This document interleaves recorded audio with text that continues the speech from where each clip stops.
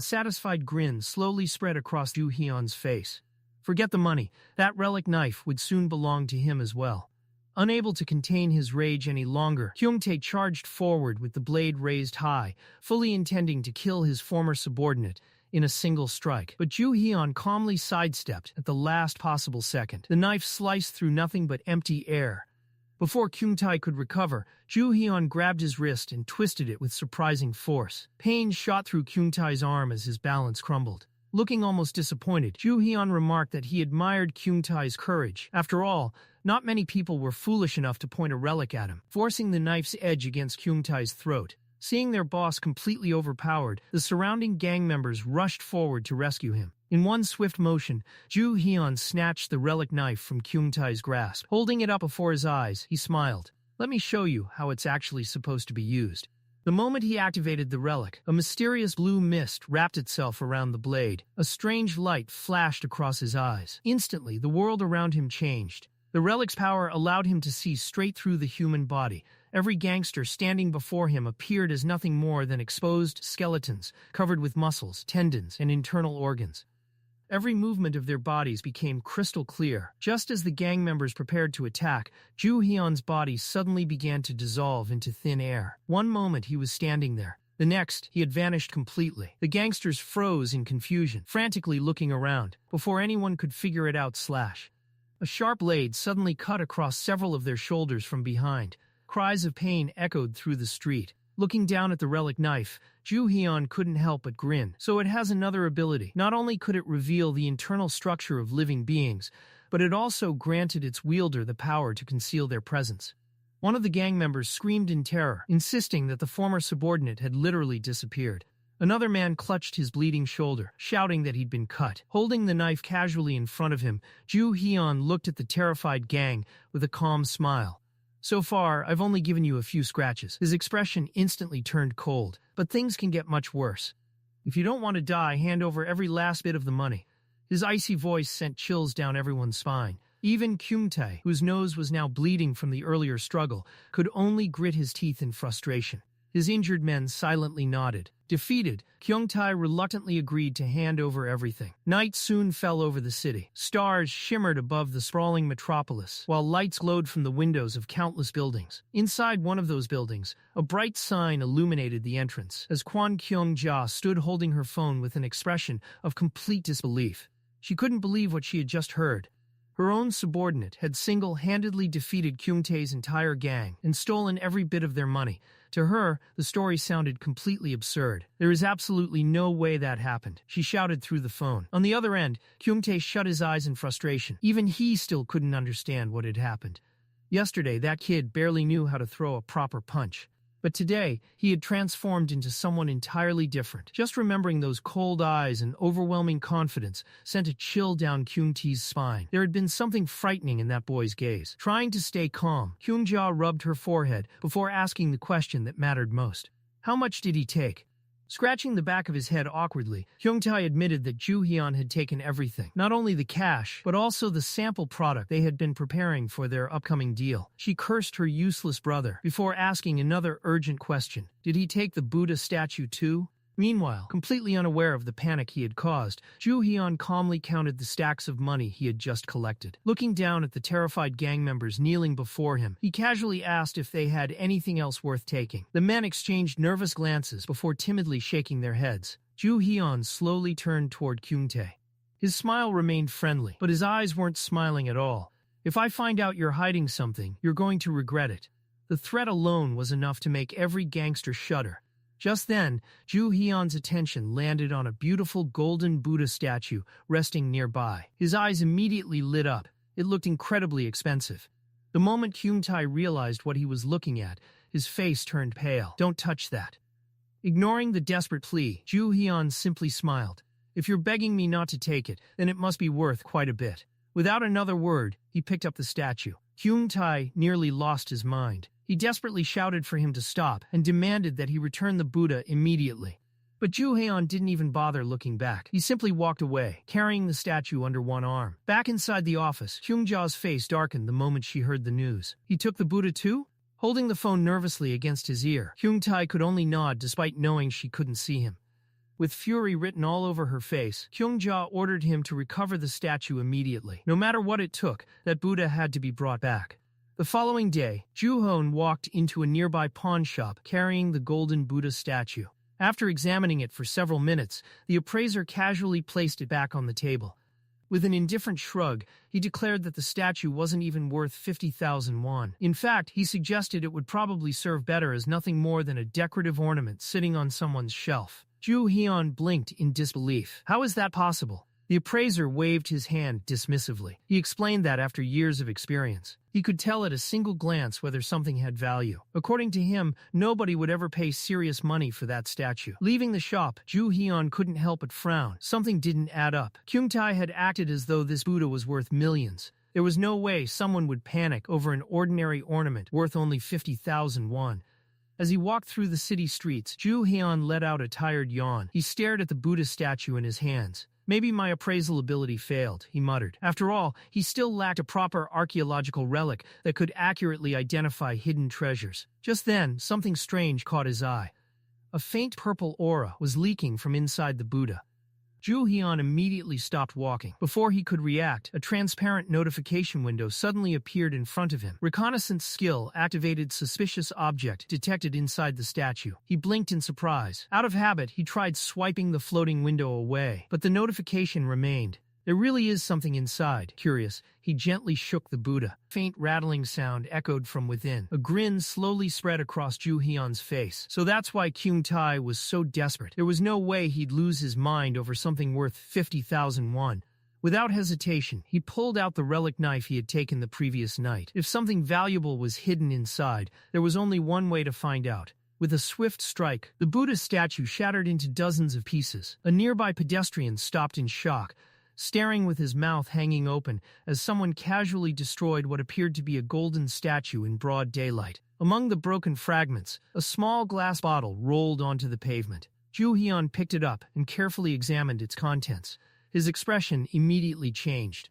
Inside was a highly concentrated liquid narcotic designed to be dripped onto cigarettes before smoking. Realization instantly dawned on him. So that's it. Kyung-tae hadn't been running an antique business at all. He had been using the statues to smuggle illegal drugs. Glancing around carefully, Joo-Heon couldn't help but think that every single decorative item in Kyung-tae's collection was probably stuffed with the same expensive narcotics. No wonder the man had been so desperate to recover the Buddha. With a knowing smile, Joo-Heon pulled out his phone. There was no reason to keep this discovery to himself. He immediately called one of his trusted contacts. Joo-Heon remembered something important. The government was currently offering a reward of nearly 100 million won to anyone who reported a major drug smuggling operation. Evening had settled over the city, and the lights inside the office were still burning brightly. The atmosphere was tense as Kwon Kyung-ja stood with a phone pressed against her ear, desperately trying to calm the furious person on the other end of the call. She insisted that the delay wasn't because the shipment wasn't ready. They simply couldn't move the goods yet. Someone had been following them, and making a move now would only expose their entire operation. The furious shouting coming from the phone was so loud that she instinctively closed her eyes. Turning away from everyone in the room, she apologized and promised that she would contact them again soon before ending the call. The moment the line disconnected, her expression twisted with frustration. A man sat quietly behind her, watching her reaction. Clicking her tongue, Kyung-ja cursed under her breath. She complained that she had absolutely no reason to keep all of the money for herself, yet everyone kept acting as though she had betrayed them. Just then, she heard movement behind her. Turning around, she froze. Standing in the doorway was her older brother. He wasn't alone. His face was swollen and covered in bruises. His wrists were locked in handcuffs, and 2 police officers stood behind him. Her expression instantly changed. What happened? Kyung-tae lowered his head with a defeated expression. The situation couldn't possibly get any worse. Before he could explain further, one of the officers stepped forward and presented his identification. Detective Jinwoo calmly introduced himself before explaining that they were investigating a large-scale illegal drug trafficking operation. Kyung-ja immediately spread her arms in protest. There must be some misunderstanding. The detective simply smiled. Holding up a bag containing the bottle recovered from the Buddha statue, he casually replied that criminals always tried to come up with excuses after they had already been caught red-handed. Then, his expression became serious. This isn't the only evidence. We're also investigating your storage facilities. Are the rest of the drugs hidden inside the warehouse? Kyung-ja silently gritted her teeth. Inside, however, she remained surprisingly calm. So they found out about the warehouse in Jongdo. That's fine. Every warehouse has its own access code. There's no way they'll be able to open them all. Confident in that fact, she crossed her arms and stared directly at the detective. If you don't have stronger evidence, then stop making false accusations. She reminded him that even the police had no right to interfere with a legitimate business without proper proof. For a brief moment, everything remained silent. Then, the radio clip to Detective Jung-woo's shoulder suddenly crackled to life. A voice echoed through the speaker. "Report, we've completed the inspection. Illegal narcotics have been discovered inside all 600 exhibits stored at Hwasong Art Gallery." The room fell silent. Kyung-ja's confident expression completely disappeared. The officers immediately moved in and secured her in handcuffs. Still struggling to process what she had just heard, she demanded to know how they had managed to open every storage room. Detective Jung-woo simply smiled. Closing his eyes for a brief moment, he answered calmly, "We had some help. Someone on the inside cooperated with us." Earlier that day, Joo-Heon had personally accompanied the police to the warehouse. One of the employees pointed toward a locked storage room and explained that the door had always remained sealed. Without saying a word, Joo-Heon walked straight toward it. He entered the password. Click! The heavy door unlocked immediately. The officers behind him looked at each other in confusion. One of them couldn't help but ask how he knew the password. Joo-Heon simply smiled. "I have a very good memory." It wasn't false modesty. His phenomenal memory had always been his greatest natural talent. Ironically, that very ability was one of the reasons Kyung-ja had hired him in the first place. Back when he worked for her company, he had been responsible for transporting goods between countless storage facilities. Each warehouse used a completely different security code. At first, it had been incredibly frustrating. Eventually, tired of constantly asking for passwords, he secretly wrote every single one down and memorized them all. At the time, it had simply been a way to make his job easier. He never imagined that one day, those same passwords would become the key to destroying the entire organization. One storage room after another, the police unlocked every door. Each room revealed exactly what Joo-Heon had expected. Boxes filled with expensive artifacts, each one secretly hiding illegal narcotics. Watching the officers uncover more evidence with every room they opened, Joo-Heon quietly smiled to himself. Everything was unfolding exactly according to his plan. Once the authorities finished their investigation, he would receive the enormous reward money, and with that money, he could finally begin hunting relics in earnest. One of the officers picked up another bottle and immediately confirmed that it contained drugs. Another officer shook his head in disbelief. These smugglers became far too confident. Turning toward Joo-Heon, the officer smiled. "You did the right thing by reporting this." Joo-Heon simply nodded. "I'm glad I could help." Then he hesitated for a moment before making one small request. The detective looked at him curiously. "What is it?" Meanwhile, Kyung-ja struggled furiously as the officers restrained her. She screamed that none of this made any sense and demanded to be released immediately.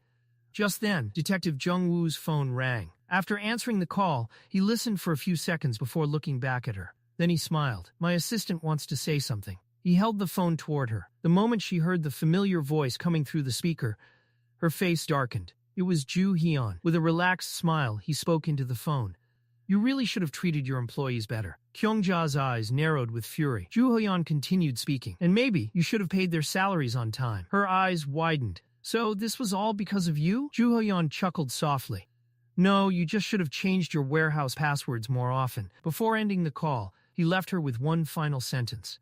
"Enjoy your stay in prison." The line disconnected. Kyung-ja completely lost control. Fighting against the officers holding her back, she screamed at the top of her lungs, "I'll kill you." Later that night, the city had grown quiet. Only the lights shining from apartment windows illuminated the streets as Joo-Heon casually walked home. His phone suddenly vibrated. He pulled it from his pocket and smiled after seeing the sender's name. It was Detective Jung-woo.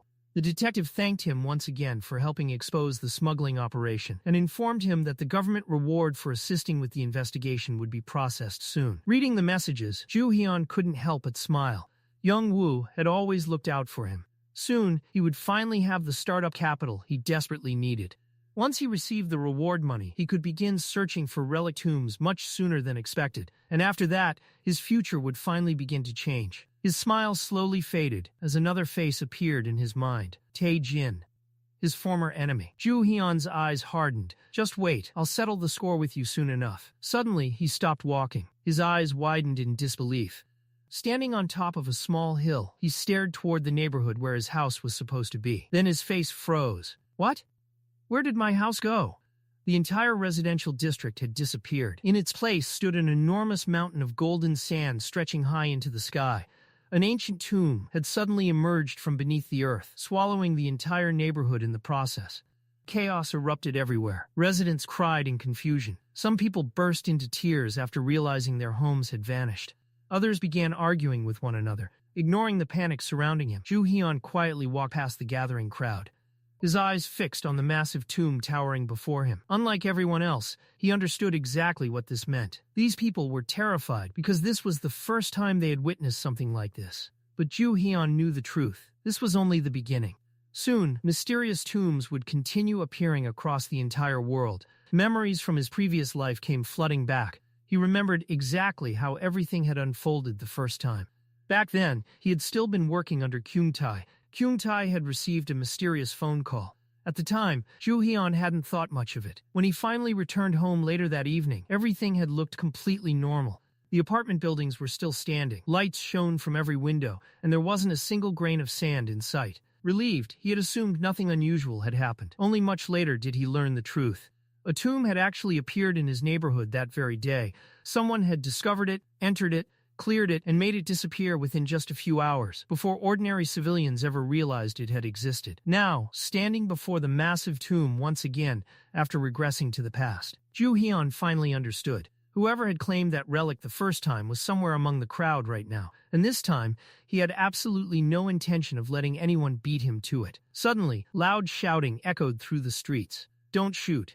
Joo-Heon turned toward the commotion. A soldier in full camouflage gear had raised his assault rifle and was pointing it directly at an unarmed civilian. Recognizing the terrified man immediately, Joo-Heon realized it was one of his neighbors. The soldier barked at everyone nearby. "Everyone stay where you are. Stop panicking and keep quiet." Without the slightest hesitation, Joo-Heon walked straight over. Before anyone could react, bam! His foot shot upward and slammed directly into the soldier's chin. The soldier was launched backward before crashing onto the ground. Silence instantly fell over the crowd. Everyone stared at Joo-Heon with their mouths hanging open. Even his neighbor, Kim, looked completely dumbfounded. Joo-Heon frowned at the fallen soldier.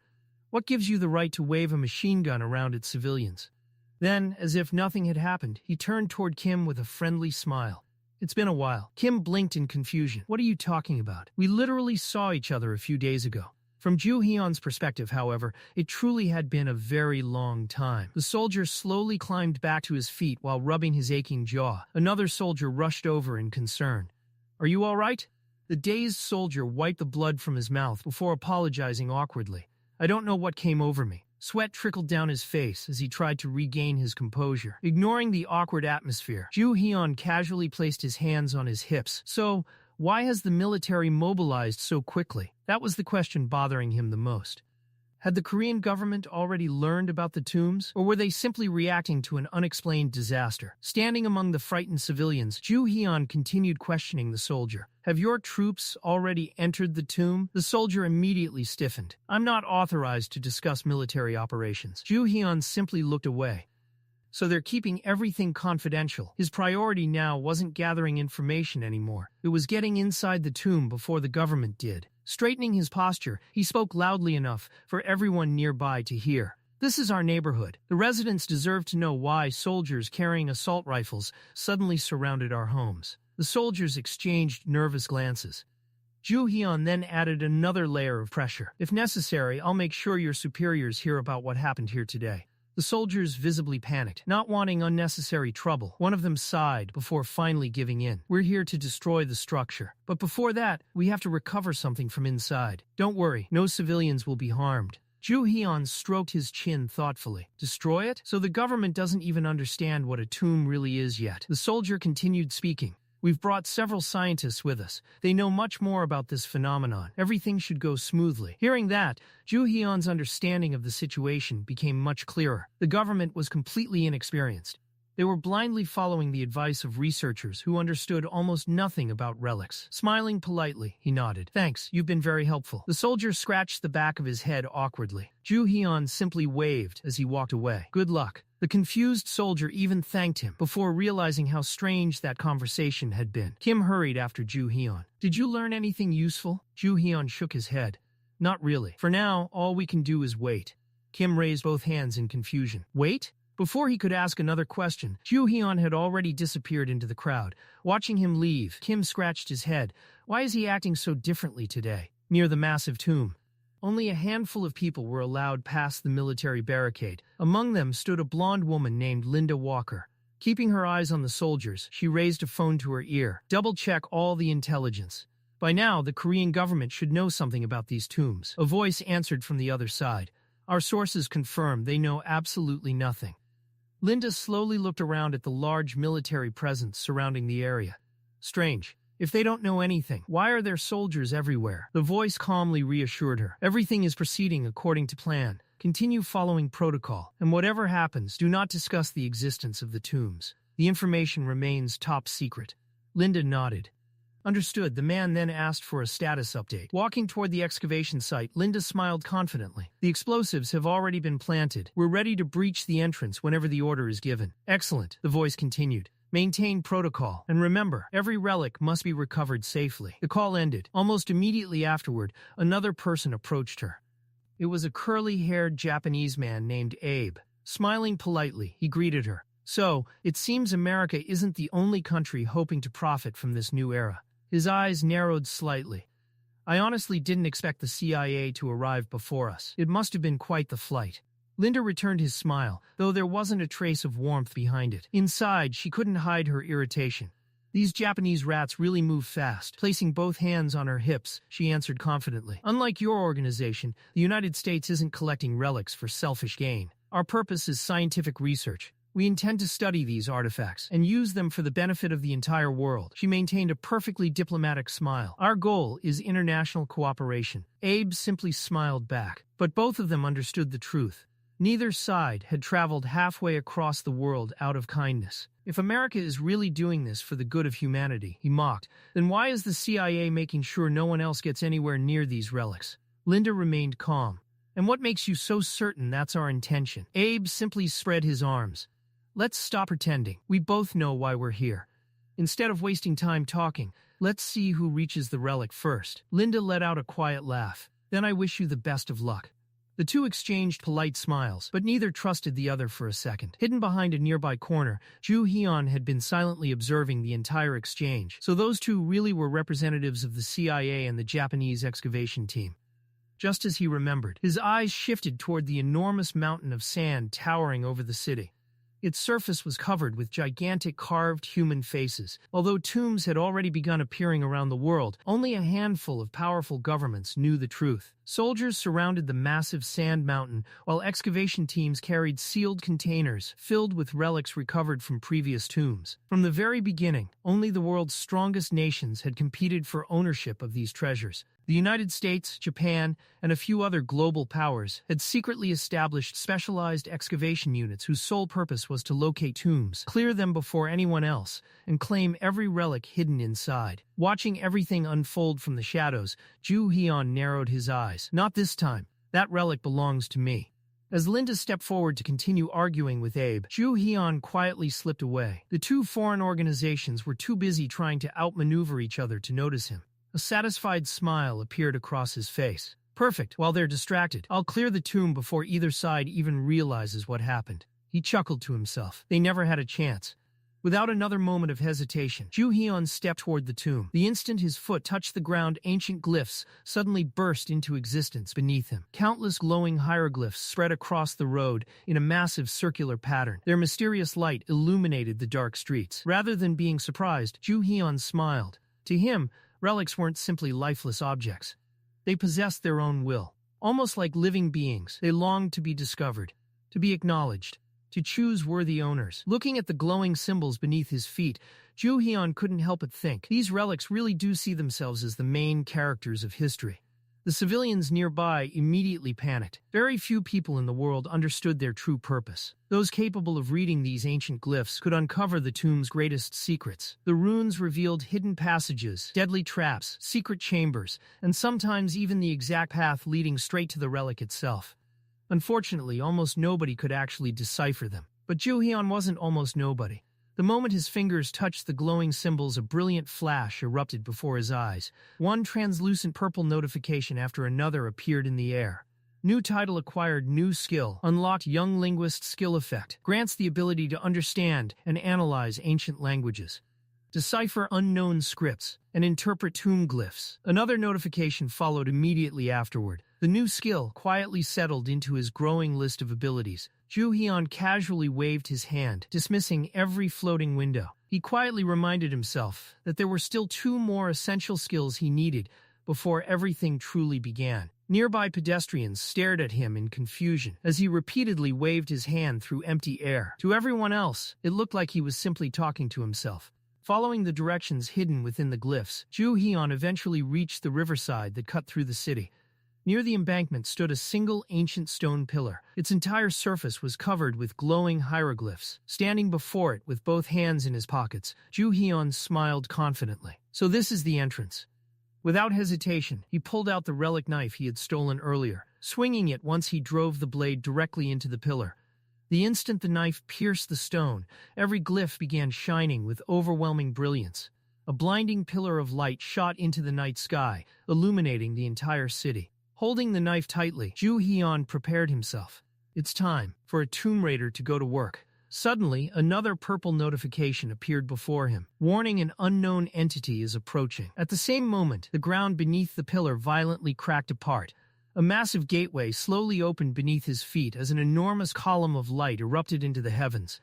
The explosion of light instantly caught everyone's attention. Not far away, Abe stared toward the sky in complete disbelief. Where is that light coming from?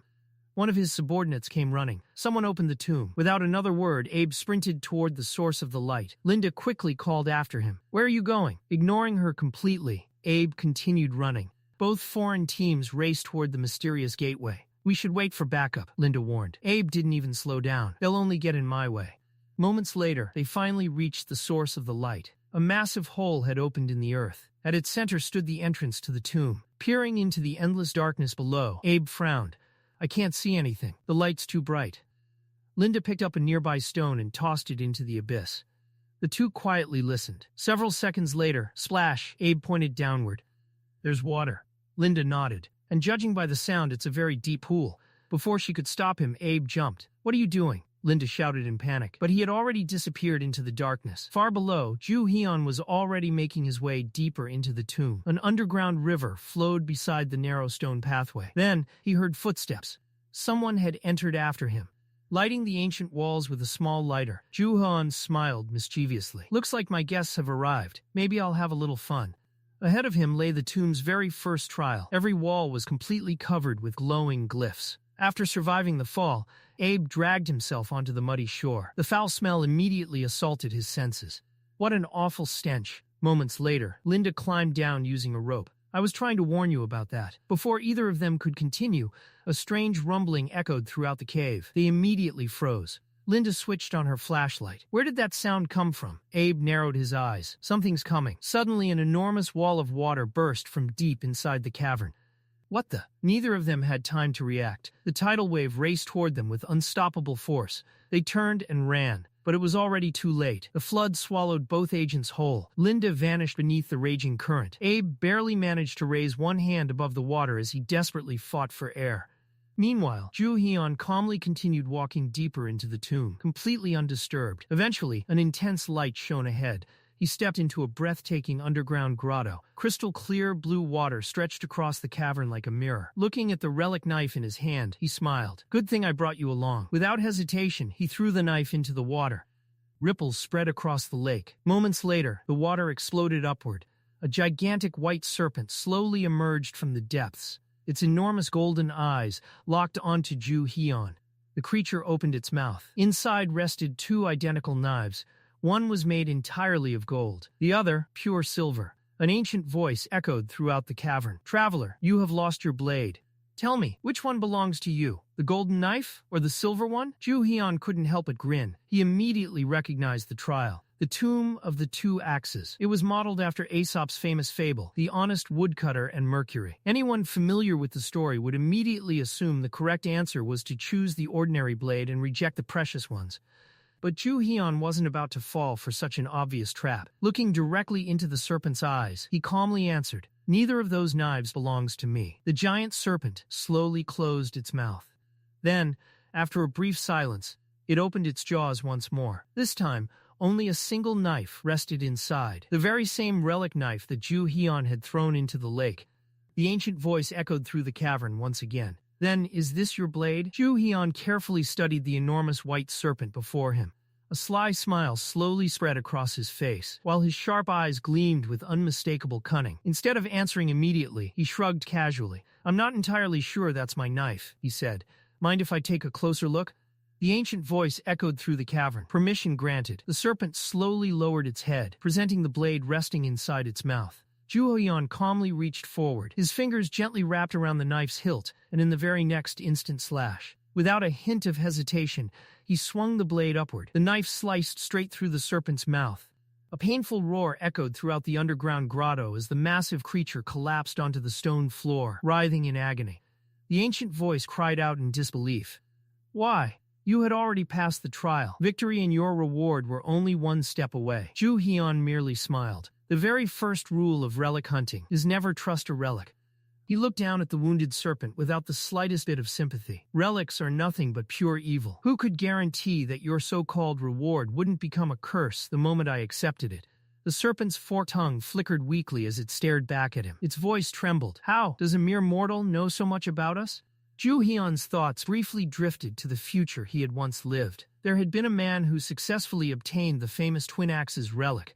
At first, everyone celebrated him as a hero, but before long, the relic slowly twisted his mind. The once ordinary man transformed into a ruthless serial killer. By the time anyone realized what had happened, his list of victims had already become far too long to count. Gripping the knife tightly, Joo-Heon quietly spoke. "I know far more than you could ever imagine." He looked directly into the serpent's glowing yellow eyes. "It's honestly disappointing. A trial that's supposed to reward honesty ended up becoming one giant deception." Before the creature could react, Joo-Heon leaped high into the air. The knife flashed brilliantly. Stab. The blade plunged deep into the serpent's back. The monster let out another agonizing scream. Its massive body violently crashed against the cavern floor. Joo-Heon frowned coldly. "This is simply the natural consequence of your own actions." The serpent glared at him with widened yellow eyes. Its voice was filled with rage. "Do you truly believe that after this, I will willingly become your servant?" Joo-Heon didn't answer immediately. Instead, his mind wandered toward one of the most important truths about relics. Simply clearing a tomb wasn't enough.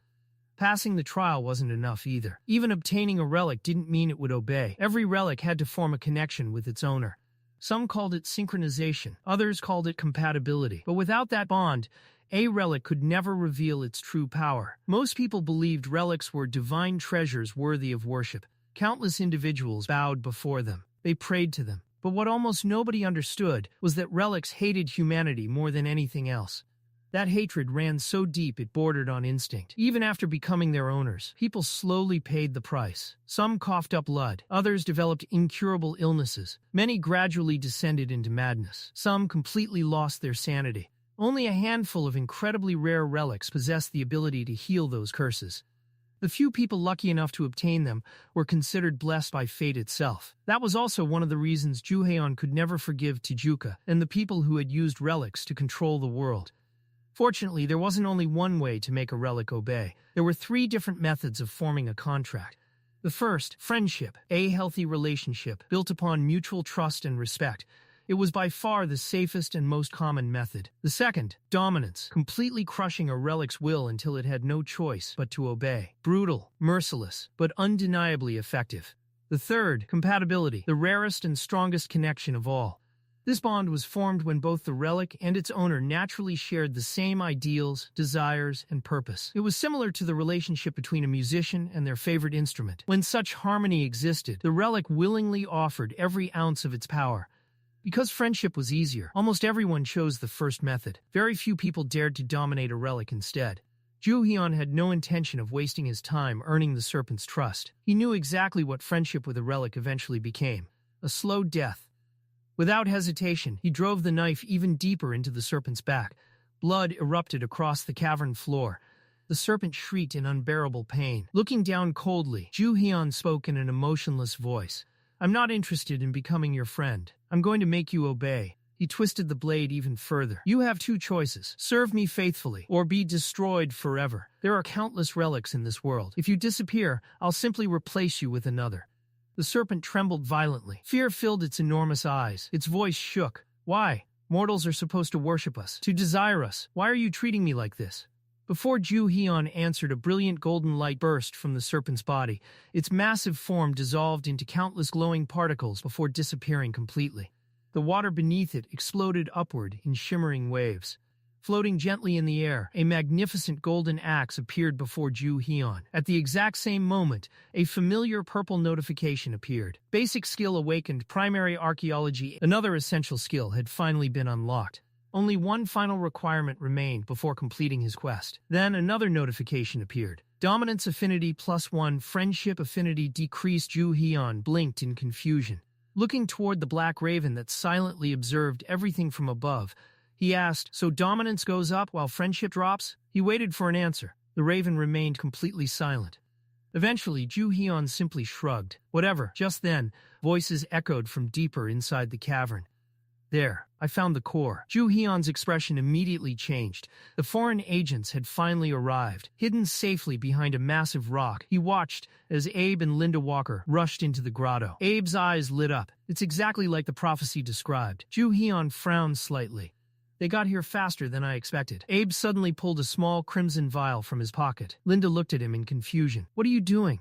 He didn't answer. Instead, he tossed the vial straight into the pond. Watching from the shadows, Joo-Heon couldn't help but grin. "Too bad. You're already too late." He carefully observed both agents.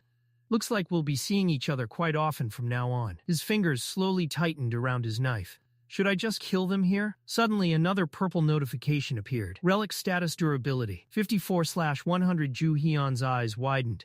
So that's why. He stared at the damaged knife. After everything it had endured, the relic had already lost nearly half its durability.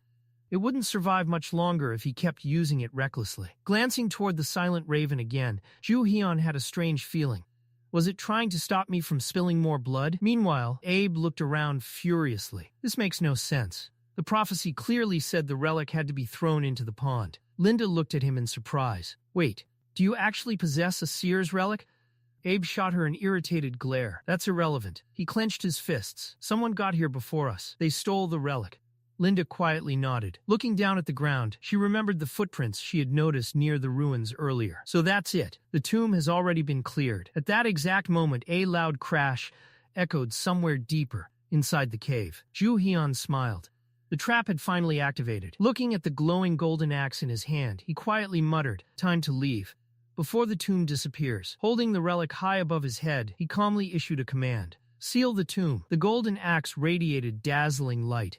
Instantly, the entire cave began shaking violently. Massive cracks spread across the ground beneath Abe and Linda's feet.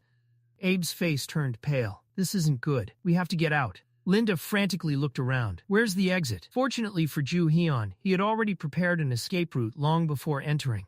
A nearby sewer hatch suddenly swung open from below. Climbing back to the surface, Joo-Heon dusted himself off with a satisfied smile. Always prepare your escape before entering a tomb. That's another rule every Tomb Raider should remember. Without attracting any attention, he quietly blended into the frightened crowd gathering outside. By the time he returned to the scene, the entire tomb had already vanished without a trace. As the commotion around the vanished tomb slowly died down, Kim turned around after hearing someone call his name. Slipping both hands into his pockets, Joo-Heon walked over with his usual relaxed expression.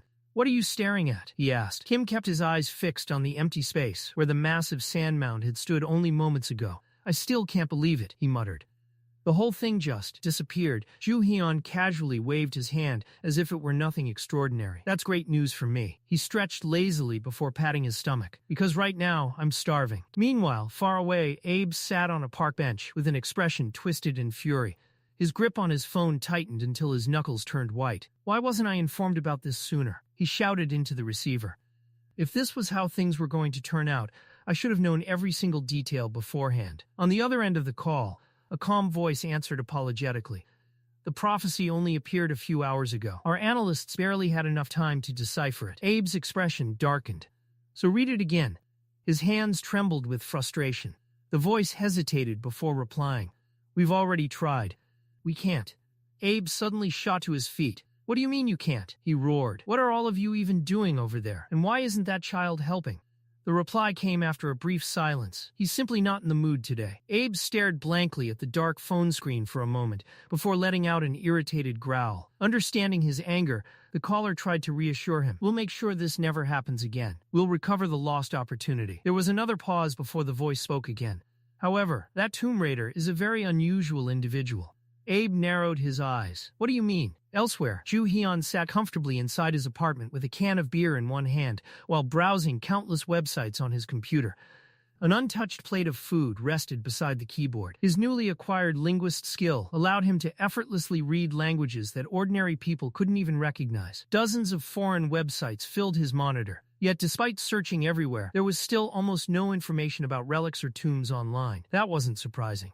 The world hadn't officially discovered their existence yet. Those secrets would only become public much later. Joo-Heon shifted his search to someone else, Tae-Jun. His fingers rapidly danced across the keyboard as he searched every database he could access. Nothing, no information, no records, not even a trace of the organization behind him. So they're still completely hidden.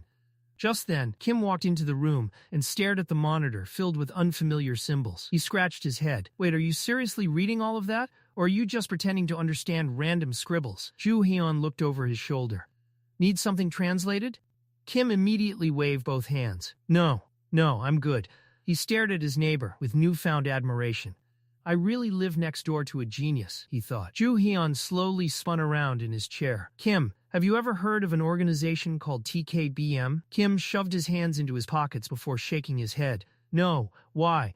What is it? I need information about its chairman. Kim blinked. The chairman? What for? He scratched the back of his head awkwardly. Is this related to that investigation you've been working on? Joo-Heon turned back toward the computer. I already quit. Kim's eyes nearly popped out of their sockets. You quit? When did that happen? And why are you suddenly investigating the director of TKBM? Joo-Heon didn't answer. Instead, his fingers slowly rested on the keyboard as another idea formed in his mind. If I can't find information about Tae-Jun directly, then I'll approach him another way. Behind him, Kim continued asking one question after another. Unfortunately, every single one of them was met with complete silence. At that very moment, inside a rundown warehouse, two former gang members were cleaning the room while grumbling about their miserable situation. One of them sighed deeply. We really don't know anything about running a business, but we've still got families to feed. Nearby, Hyun angrily shoved a cigarette into his mouth. His face twisted with resentment. The next time I see Joo-Heon, I'm beating him senseless. This whole mess, it's all because of him. His blonde companion laughed. You know, we probably should jump him next time. Smirking confidently, the blonde man tapped his forehead. I told the boss from the beginning. I was always right. We've got to avenge him. Suddenly, a ringtone interrupted the conversation. The blonde man glanced at his phone, then immediately froze. His face turned pale. The caller ID displayed a name that sent chills down his spine. Joo-Heon. He instinctively grabbed the phone with both trembling hands. His partner frowned. Answer it. The blonde man swallowed hard before nervously bringing the phone to his ear. Hello? The moment the call connected, Joo-Heon's calm voice came through the speaker. You sure took your time picking up. The blonde man's face immediately turned red with anger. You're unbelievable. I'll find you and shut up. Joo-Heon's cold interruption instantly silenced him. Leaning back comfortably in his chair, Joo-Heon smiled. I've got a business proposal. Hyun slammed his hand onto the table. Business? We lost everything because of you. Our entire operation is finished. Joo-Heon's smile only grew wider. It doesn't have to stay that way. There might still be a future for you. Both men exchanged confused looks. What are you talking about? I want to hire you. I need loyal people working inside Midas. Joo-Heon's thoughts drifted toward a dazzling city lit by thousands of lights. Midas. the world's largest underground auction house, a place where priceless treasures, legendary relics, and unimaginable fortunes, gold, jewels, ancient artifacts, everything the black market desired, eventually found its way there. More importantly, Tae-Jun regularly visited Midas whenever a high-grade relic appeared on the market. If Joo-Heon wanted to track him down, he first needed eyes and ears inside that organization. Holding the phone against his ear, Joo-Heon continued calmly, "I need information about a certain person." A mental image of a man dressed in an elegant black suit flashed through his mind. Find someone named Jake Kamen. He also goes by the initials J.K., a convenient alias designed to hide his true movements. Hyun clenched his fists so tightly that his knuckles turned white. "You've lost your mind. Midas is in Las Vegas. It's crawling with dangerous criminals. People like us can't just walk in there." Joo-Heon answered without the slightest concern. "That's not my problem." He casually leaned back in his chair. "You can refuse if you want." The room fell silent. Then, a faint smirk appeared on Joo-Heon's face. "But I don't think you'll refuse after you hear how much I'm willing to pay." The two gang members immediately stopped breathing for a second. Their expressions slowly changed. No matter how dangerous the mission sounded, money had a way of making impossible jobs suddenly seem very tempting. On the other end of the phone, the gang members were still shouting at the top of their lungs. Joo-Heon casually pulled the phone away from his ear before the yelling became unbearable. The blond man, Hyun, screamed furiously. "We're not falling for your pathetic handouts. If we want money, we'll take it ourselves." His face was flushed with anger, but beads of sweat had already begun forming across his forehead. Joo-Heon simply smiled. "So, you're refusing?" His voice remained calm, almost amused. "In that case, I'll just have to convince you another way." Hyun's confident expression immediately stiffened. Joo-Heon's smile slowly widened. "I don't think you idiots realized something the last time we met. Things have changed." He leaned back comfortably in his chair before continuing in an almost cheerful tone. "I'll come find every single one of you and beat you up over and over again. I'll keep doing it until you're the ones begging to work for me."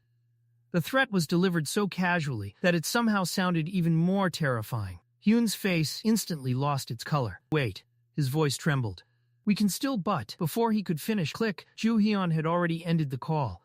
Standing up, he grabbed a worn brown backpack and slung it over one shoulder. Sliding both hands into his pockets, he looked toward the city outside his window. "Interesting. If those idiots are gathering information on Tae-Jun, I'll go claim another tomb." A confident smile appeared on his face. There was no reason to waste valuable time. Every relic he obtained before anyone else was another step toward changing the future. Night had completely fallen over the city. Bright headlights streamed along the crowded streets, while people wandered between convenience stores and late-night restaurants without realizing that history was quietly beginning to change around them. Inside a nearby convenience store, a television mounted above the counter broadcast the evening news. The anchor reported an unusual incident. Last night, a woman attempted to set herself on fire in the middle of the city. Joo-Heon, who had just stopped outside the store, immediately narrowed his eyes. A woman suddenly trying to burn herself. He recognized the pattern immediately. It has to be another relic. Although he couldn't be completely certain, his instincts, strengthened by memories from the future, told him he was probably right. Still, there was only one way to confirm it. Just as he was thinking, an irritated voice suddenly shouted from behind him. "Hey! What are you staring at? Move already! You're blocking everyone's view." Joo-Heon slowly turned around. Standing behind him was a dark-haired man with an annoyed expression. The moment Joo-Heon saw his face, his eyes narrowed. Interesting. He recognized him instantly. Abe, one of the foreign agents he had encountered inside the Tomb of the Two Axes. Joo-Heon studied him carefully. He's definitely not wandering around here by coincidence. If Abe is here, then another tomb is probably about to appear nearby. A small smile spread across his face. So that's how it is. The Japanese division is working alongside a Seer's relic. They already know where the next tomb will emerge. Abe frowned. "What did you just say?" Then, noticing Joo-Heon's appearance, he casually asked in Japanese, "Are you Japanese too? I've had a really exhausting day." Joo-Heon couldn't help smiling. "My linguist skill really is useful." He understood every single word perfectly. However, instead of answering honestly, he simply scratched his head. "I'm sorry. I didn't understand a single thing you just said." For a brief second, Abe completely froze. His eyes widened in disbelief. Joo-Heon almost laughed. "You should have seen your own face." Then, without warning, he replied. Flawless Japanese flowed effortlessly from his mouth. Abe nearly jumped in shock. "What? That's not funny." Joo-Heon chuckled. "You started being rude first. I was only returning the favor." Abe immediately shot back. because you were blocking the entrance. Ignoring him, Joo-Heon walked inside the convenience store toward the cashier. Abe stubbornly followed close behind. "Do you even know who I am?" he demanded proudly. Joo-Heon glanced sideways at him. At that exact moment, he sensed it. A powerful aura radiating from Abe's body. He's carrying a relic, and he isn't even trying to hide its presence. Joo-Heon's eyes sparkled mischievously. "Maybe I should just steal it." Abe reached out and grabbed Joo-Heon's shoulder. The instant Joo-Heon turned around, he casually popped open the can of soda he had just purchased. Fizz. The drink exploded everywhere. Sticky soda splashed directly across Abe's face and clothes. The Japanese agent immediately gritted his teeth. "You've got some nerve." Joo-Heon blinked innocently. "Oh? That was completely accidental." With an apologetic smile, he began brushing imaginary dust from Abe's clothes. "Someone must have shaken the can before I bought it." While pretending to clean him off, Joo-Heon's hand quietly slipped into Abe's pocket. His fingers brushed against something cold. A bracelet? Unfortunately, stealing it now would be far too obvious. Reluctantly, he withdrew his hand. Still smiling, he leaned closer. "I'd happily pay your laundry bill, but I spent my last bit of money buying that soda." He looked Abe up and down before adding with a grin. "Besides, maybe this is a good excuse to throw those ugly clothes away and buy something decent." Abe stared at him speechlessly. Before he could respond, Joo-Heon suddenly crouched down. "Oh, you dropped something." He picked up several documents from the floor before politely handing them back. "Be more careful." Abe quickly snatched them away. His expression became noticeably tense. "My archaeological documents, I can't let anyone see these." Just then, boom! A deafening explosion echoed across the city. Both men instinctively turned toward the sound. People throughout the street suddenly froze. What was that? Within seconds, panic spread like wildfire. Some pedestrians collapsed in fear. Others began screaming, "Run! Get away from here! Something's happening!" Joo-Heon's lips slowly curled upward. "Right on schedule. A new tomb has appeared." Without wasting another second, he immediately sprinted toward the source of the disturbance. Watching him disappear into the distance, Abe smiled. The seer was right again. He quickly pulled out his phone. "Everything is proceeding exactly according to plan." Then, the voice on the other end spoke again. Its tone suddenly became serious. "The individual who cleared the Tomb of the Two Axes will interfere with your mission once again. The child gave us another warning. Whatever happens, avoid alcoholic beverages." Abe froze. His pupils shrank. In an instant, a memory flashed through his mind. Joo-Heon, opening a drink, spilling it all over him only moments earlier. It was him, the man from the prophecy. Realizing the truth, Abe's face turned pale. Damn it! He looked around wildly, but Joo-Heon had already disappeared into the chaos. Joo-Heon suddenly stopped and looked around uneasily. With both hands buried in his pockets, he watched the people running through the area and muttered that something about this relic didn't feel right. In fact, he had a bad feeling that this particular relic was going to become a massive headache. Before he could investigate further, Abe raised his gun and shouted at him to freeze, or he would shoot. Joo-Heon stopped and turned toward the man. Abe immediately ordered him to open his backpack. His face was twisted with anger as he declared that he wouldn't lose to Joo-Heon again. But before the protagonist could respond, a strange noise caught his attention. He turned around. Suddenly, several purple system windows appeared in the air. A notification immediately popped up, warning him that an unknown aura was approaching. At the same time, bright yellow lines began spreading across the ground. Joo-Heon crossed his arms and gritted his teeth. Then a blinding flash of light engulfed the entire area. A massive yellow beam could be seen from far away, illuminating the city like an explosion. When the light finally faded, something horrifying had happened. Sharp blades were now sticking out from the walls and surrounding structures. People sat frozen on the floor, looking around in complete confusion, unable to understand what had just happened. Joo-Heon touched his forehead and closed his eyes, gritting his teeth as the people around him desperately asked what was going on. But Joo-Heon already knew. Everyone here was in danger. This relic wasn't simply dangerous. It was thirsty for blood. Joo-Heon stood up and stared at the countless blades scattered around him. Where had all these weapons come from? Then he remembered. This was the tomb of Muramasa. Joo-Heon immediately recalled everything he knew about Muramasa. Muramasa was a famous Japanese swordsmith who lived during the Muromachi period around the 16th century. He was known as the founder of the Muramasa school, and his blades were famous for their extraordinary quality and the mysterious legends surrounding them.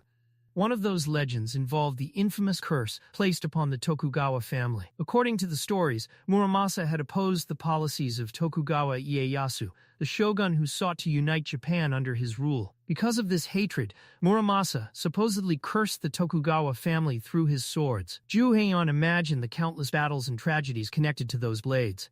It was widely believed that Muramasa's swords were connected to numerous deaths and accidents involving the Tokugawa dynasty.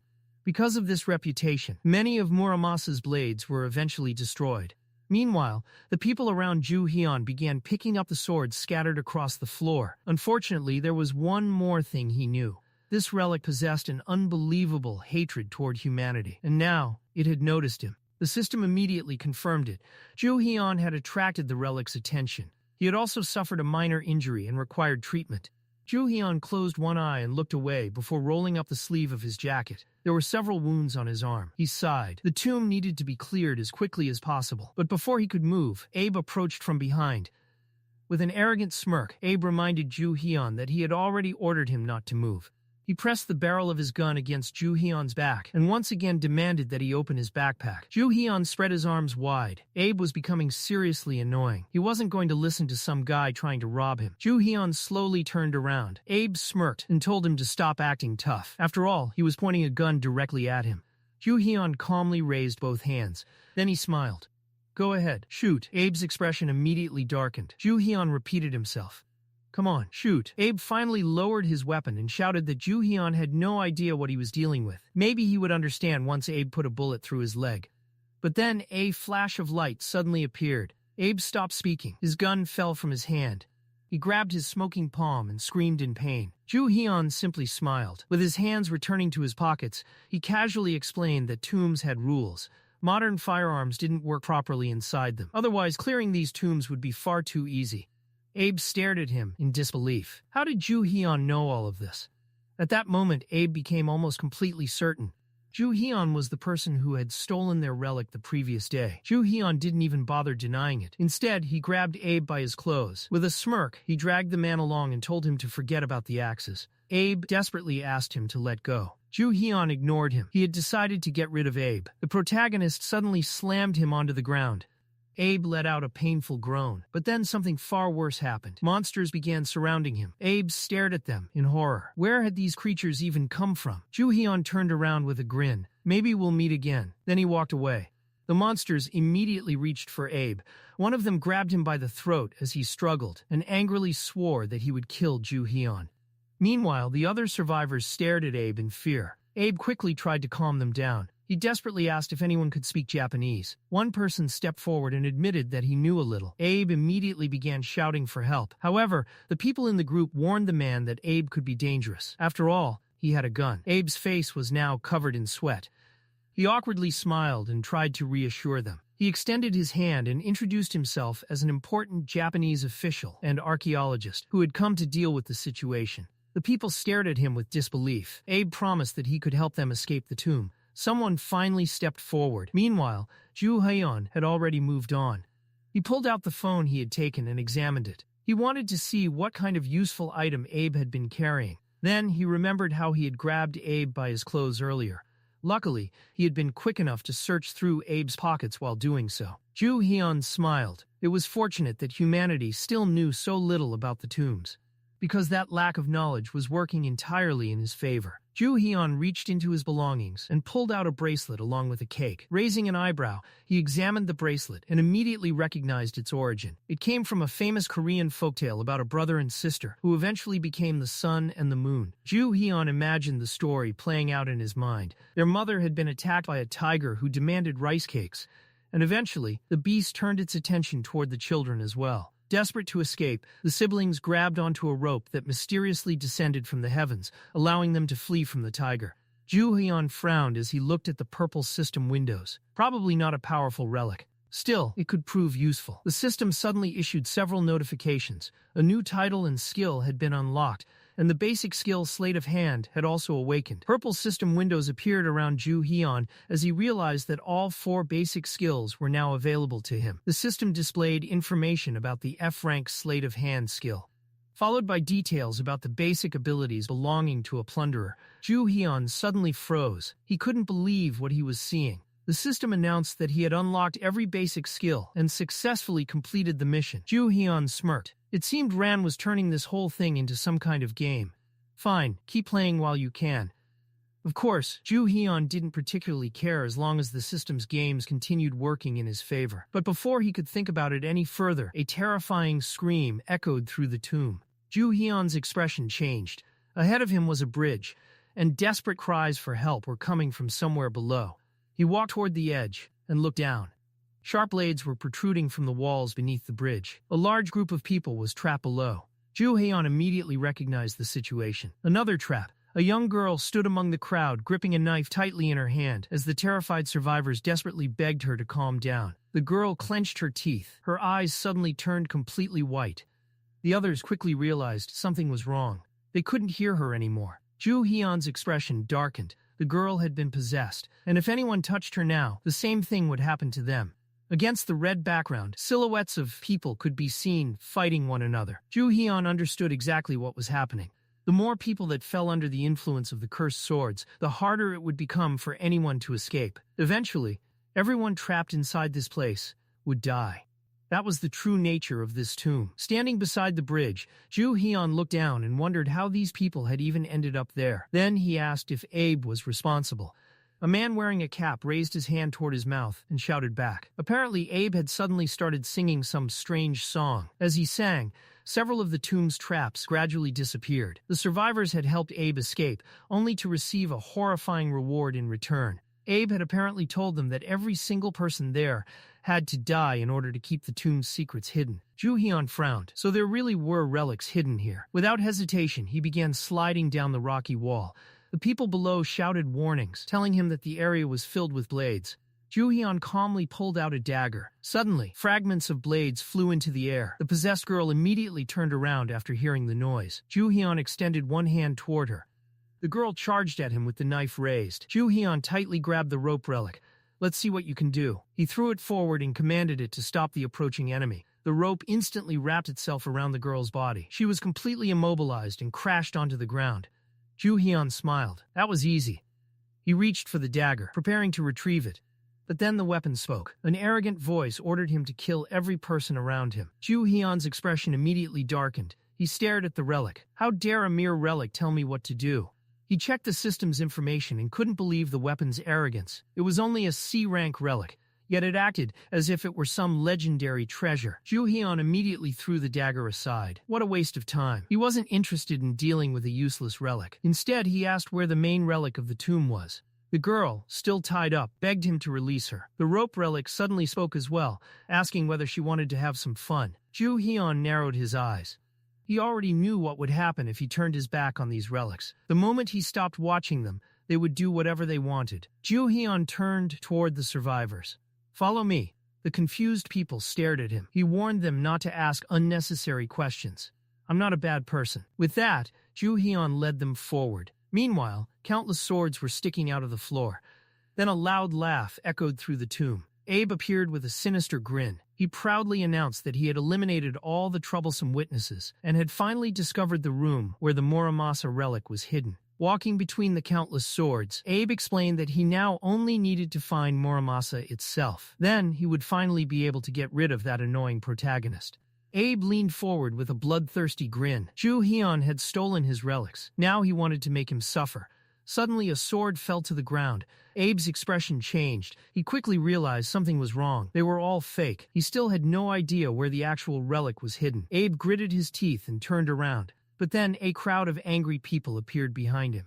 They were shouting at him to get out. Someone grabbed Abe by his clothes. His eyes widened in shock. How had these people escaped? Before he could figure it out, Abe was thrown to the ground. The survivors immediately began kicking him. Joo-Heon casually walked between the swords, grinning at the pathetic sight. "Abe, you look ridiculous." With his face pressed against the floor, Abe gritted his teeth. He immediately realized who was responsible. Joo-Heon. Joo-Heon smirked. Who else could it be? He couldn't believe that Abe had entered the tomb first and still hadn't managed to find the main relic. Joo-Heon raised his hand. A glowing axe appeared in his grasp. He pointed it toward Abe. "Find the relic." Suddenly, one of the swords nearby began emitting a mysterious purple aura. Joo-Heon looked toward it. The answer had been right in front of Abe the entire time. The protagonist reached down and pulled the relic from the ground.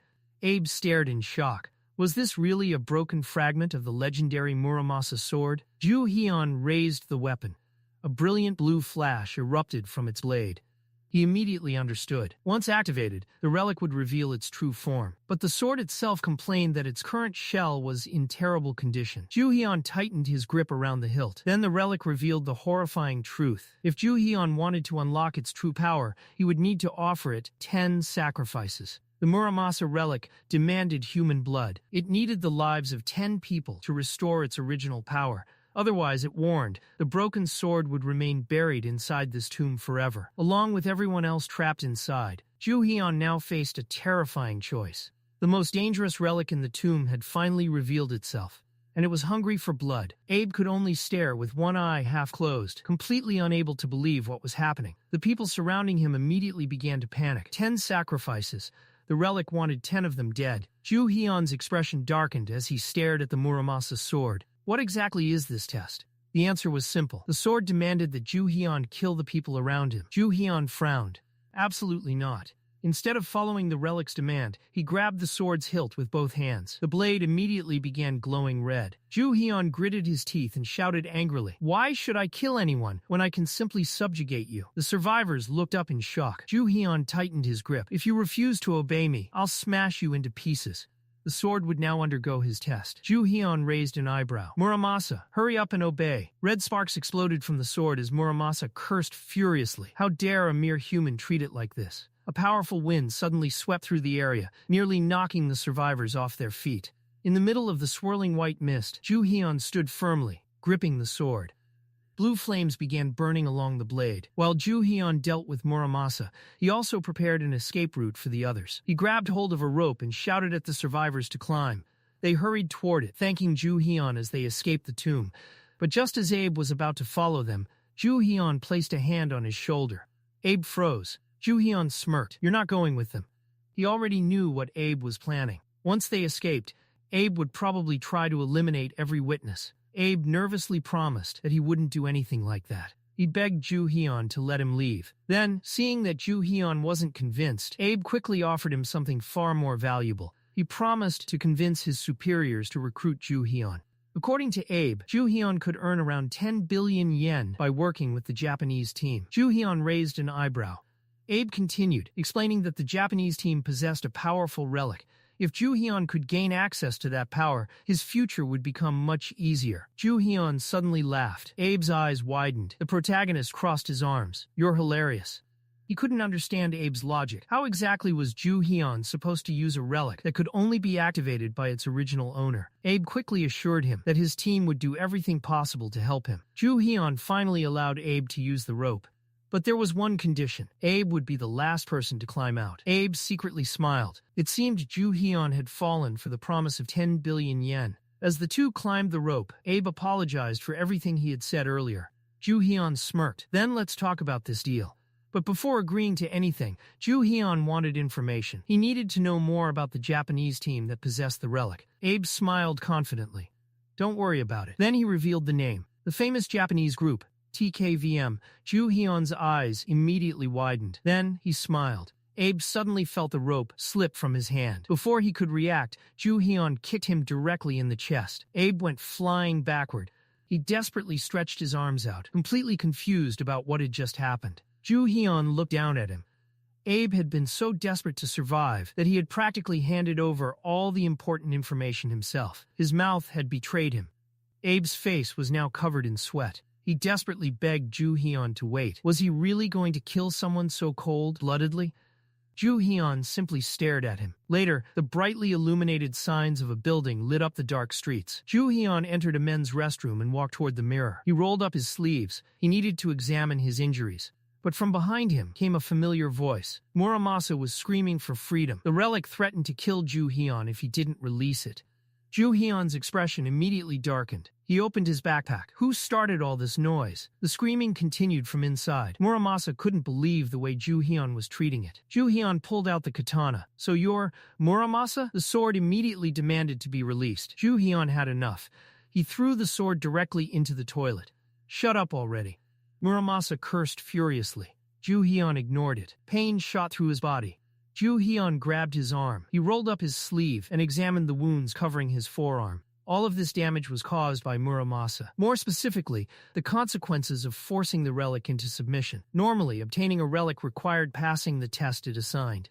But Joo-Heon had ignored Muramasa's test completely. Instead, he had attempted to dominate the relic through sheer force. That method came with a serious price. The stronger the relic, the more violently it resisted, and the longer Joo-Heon continued forcing it into submission, the more damage his body would suffer. Then, suddenly a system window appeared. Joo-Heon froze.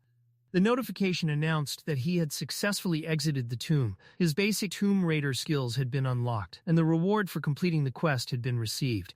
Joo-Heon stared at the screen. What is this? Another status window appeared. This time, it presented him with two possible reward paths. The path of subjugation, or the path of friendship. Joo-Heon stared at the two options. So this was what Raven wanted him to choose. A method for controlling the relics? Why did Raven even care which path he chose? Was this some kind of test? Joo-Heon looked down at his injured hand. Despite the pain, he wasn't going to stop because of something as minor as an injured arm. He had already made his decision. The path of subjugation. Joo-Heon clenched his fist. Bright sparks surrounded his hand. The system immediately confirmed his choice. The reward for completing the quest had been activated. Joo-Heon frowned. But what exactly had he received? He looked around the restroom. Nothing seemed different. No new relic. No obvious reward. Nothing. Joo-Heon scratched his head. Was this really all he got? He couldn't help but complain. If you're going to imitate a game system, at least do it properly. After everything he had just endured, Joo-Heon expected something a little more impressive. But apparently, the system wasn't finished with him yet. Joo-Heon reached into his jeans pocket and pulled out a small silver pill. He opened his palm and stared at it. A relic. In the form of a pill? A status window appeared before him. Name, unknown rank, unknown type, consumable food. Joo-Heon frowned. So it's a consumable relic? He stared at the mysterious pill. Should he really eat something when he didn't even know what it was? Joo-Heon shrugged. Well, I've got nothing to lose. If the pill killed him, he could only blame his luck. Without wasting another second, he tossed it into his mouth. At the same time, Joo-Heon prepared to leave. He carefully pulled Muramasa out of the toilet, using a piece of paper to avoid touching it directly. Come on, we're going home. Joo-Heon needed to get out of this place. Then he glanced at the katana, although I probably shouldn't have dunked you in a toilet. The smell coming from the sword was absolutely horrible. Muramasa immediately threatened to kill him, but before Joo-Heon could respond, his eyes suddenly widened. The katana slipped from his hand.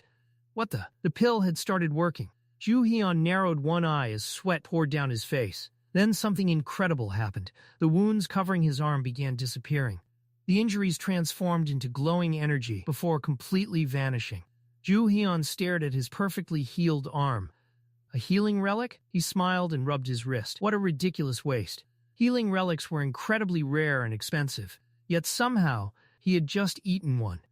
But then, another system window appeared.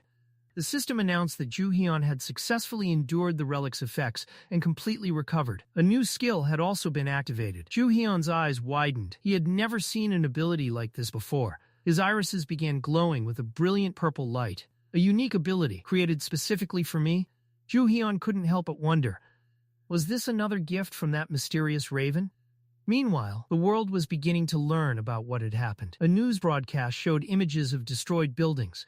The report revealed that a massive earthquake had struck Seoul's administrative district during the night. But the earthquake wasn't the real story. At its epicenter, an unidentified object had suddenly appeared. Around 50 people were reportedly trapped inside. According to eyewitnesses, the mysterious structure was filled with deadly traps. The news anchor continued reporting that one of the survivors had claimed there was someone inside the mysterious object who intended to eliminate everyone trapped within it.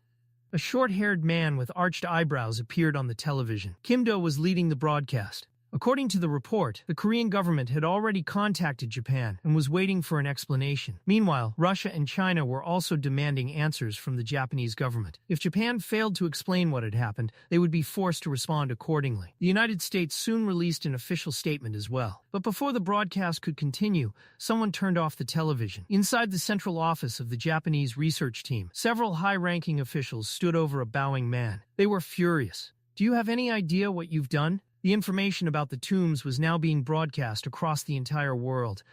Worse, the incident had created a massive diplomatic crisis for Japan. The man's subordinate had caused an international scandal and died inside the tomb. And for someone in his position, failure was simply unacceptable. The man bowed deeply. "I sincerely apologize." Hiroyuki slowly raised his head. He forced a smile. This was an unforeseen circumstance. He explained that the Korean from the prophecy had appeared inside the tomb. But before he could continue, one of the officials angrily interrupted him. Wasn't Hiroyuki the one who had promised to handle everything? Even after learning that the Korean had appeared? Hiroyuki raised his hands defensively. Yes, they had discussed such a possibility. But there had been too many unexpected variables. Then his expression changed. There was another option. They could use the prophetic relic. With it, they could locate the Korean. The official frowned. Hadn't he already explained that the relic could only track someone after its owner made contact with them? Hiroyuki smiled. That's exactly why they could do it now. Behind him stood Abe. Their subordinate, who had been marked by the relic, had already made contact with Joo-Heon. The contact wasn't perfect, but it was enough. They could now track Joo-Heon's location. Hiroyuki gritted his teeth. The scientists who weren't the relic's original owners had been working tirelessly to find a way to activate it without suffering its effects. The TKVM group had invested enormous amounts of time and resources into this research. The official stared at him. Then he offered Hiroyuki one more chance. Hiroyuki smiled nervously. Thank you. He promised that they would do everything possible to eliminate the Korean. Elsewhere, under a clear blue sky, Joo-Heon lay comfortably on a bed inside a tall gray building. He examined his completely healed arm. His mind was focused on one thing: immunity. If this new ability could protect him from the harmful effects of relics, then it was an incredible power. Joo-Heon knew better than anyone how dangerous relic side effects could be.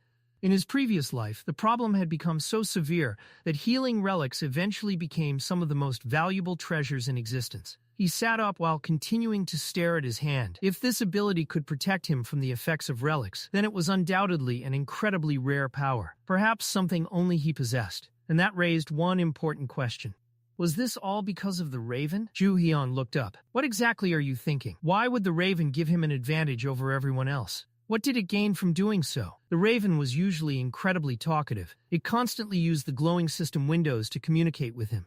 So why was it silent now? Come on, answer me. Joo-Heon waited. Then a sound suddenly came from somewhere. Joo-Heon's eyebrows rose. He lowered his head. Then he smiled. You idiot. Before he could investigate further, his phone suddenly began ringing. Joo-Heon looked at the screen. It was Jinwoo. Why is he calling? He answered. How are my expensive minions doing? Immediately, an irritated voice came through the phone. Joo-Heon chuckled, but his expression quickly changed. Jinwoo was currently in Los Angeles. Apparently, he had checked the visitor list from the auction. There were 3 people with similar names. Joo-Heon immediately became interested. Jinwoo continued explaining what he had found. Joo-Heon swung his legs off the bed. Looks like I'll have to go there myself. Jinwoo's voice suddenly became louder. Wait, you're actually coming here? But before Joo-Heon could answer, a system notification appeared. Joo-Heon froze. An S-rank relic had been used on him, and his future had been predicted. Joo-Heon stared at the glowing window. His expression immediately darkened. This is really starting to piss me off. Jinwoo's voice came through the phone again. Joo-Heon? Are you still there? Joo-Heon smiled. He held the phone against his ear. Looks like I'll be staying a little longer than I planned. His eyes narrowed. There was somewhere else he needed to visit first. A man presented a thick book with a brown cover. According to him, it was an apocryphal work supposedly written by Prince Shotoku that contained a prophecy about Japan's future. Prince Shotoku had been a regent heavily involved in politics during his lifetime. However, rumors claimed that sometime during the Asuka period, he had secretly written a book capable of predicting the future. There was no concrete evidence that the book had ever existed. Yet, ancient scriptures frequently mentioned a mysterious prophetic relic connected to the legendary text. It was also considered one of the earliest relics to infiltrate human society. Joo-Heon imagined a young girl with long blonde hair tied into loose braids. Unlike ordinary relics, this one didn't create a tomb. Instead, it chose its owner. The prophetic scripture appeared at the girl's feet. Curious, the girl picked it up and examined the strange book. What kind of book is this? She wondered aloud, worried that leaving it on the ground would eventually damage it. Her name was Sasaki. She had been chosen by the prophetic relic. But when Sasaki continued walking, she left the book behind. That should have been the end of it. Except, the book followed her. Sasaki suddenly noticed it lying in front of her. She was confused. She tried everything. She burned it. She tore it apart. But no matter what she did, the book always appeared in front of her again. The more the relic followed her, the more frightened Sasaki became. Even when she found it sitting on a store counter, she could only stare at it helplessly. Eventually, the Japanese authorities discovered the existence of the prophetic relic. They recruited Sasaki into the Japanese research team. Her life changed overnight. In a photograph, Sasaki stood alongside her parents. Thanks to the relic's predictions, Japan was able to locate countless other relics. Her family was no longer struggling financially. It seemed like Sasaki's future had already been decided. She had the power to predict what was coming. But not everything goes according to plan. Sasaki sat at a table, pointing at a strange symbol in the prophetic book. What does this mean? The man beside her explained that the symbol was something only Sasaki could see. There was another problem. Sasaki had dropped out of school to dedicate herself to interpreting the relic's predictions. Because of that, she struggled to understand many complicated kanji. Without understanding the language, she couldn't fully utilize the prophetic relic's power. Eventually, another relic owner surpassed her abilities, and Sasaki died not long after. Her hand fell lifelessly to the ground. Meanwhile, at Incheon International Airport, Joo-Heon thought about the situation. Originally, he had planned to leave the owner of the prophetic relic alone. After all, she was destined to die soon anyway. But now things had changed. They had attempted to track him. That meant Joo-Heon could no longer ignore them. Worse, their connection to Kwon made him even more suspicious. He couldn't simply forget about that. Back in Japan, someone called out Sasaki's name from the doorway, but the girl was sitting in front of the television and didn't even react. A man entered the room. "Isn't it time to get to work?" Sasaki hugged a pillow tightly. She was more interested in the television. "Sasuke-san isn't just handsome. He's an amazing singer, too." She looked at the man sadly. "Do I really have to start right now? The best part is about to happen." The man stared at her. "You're watching this for the fourth time." Sasaki ignored him. She walked past him while still holding the pillow. "I still like it." The man awkwardly scratched the back of his head.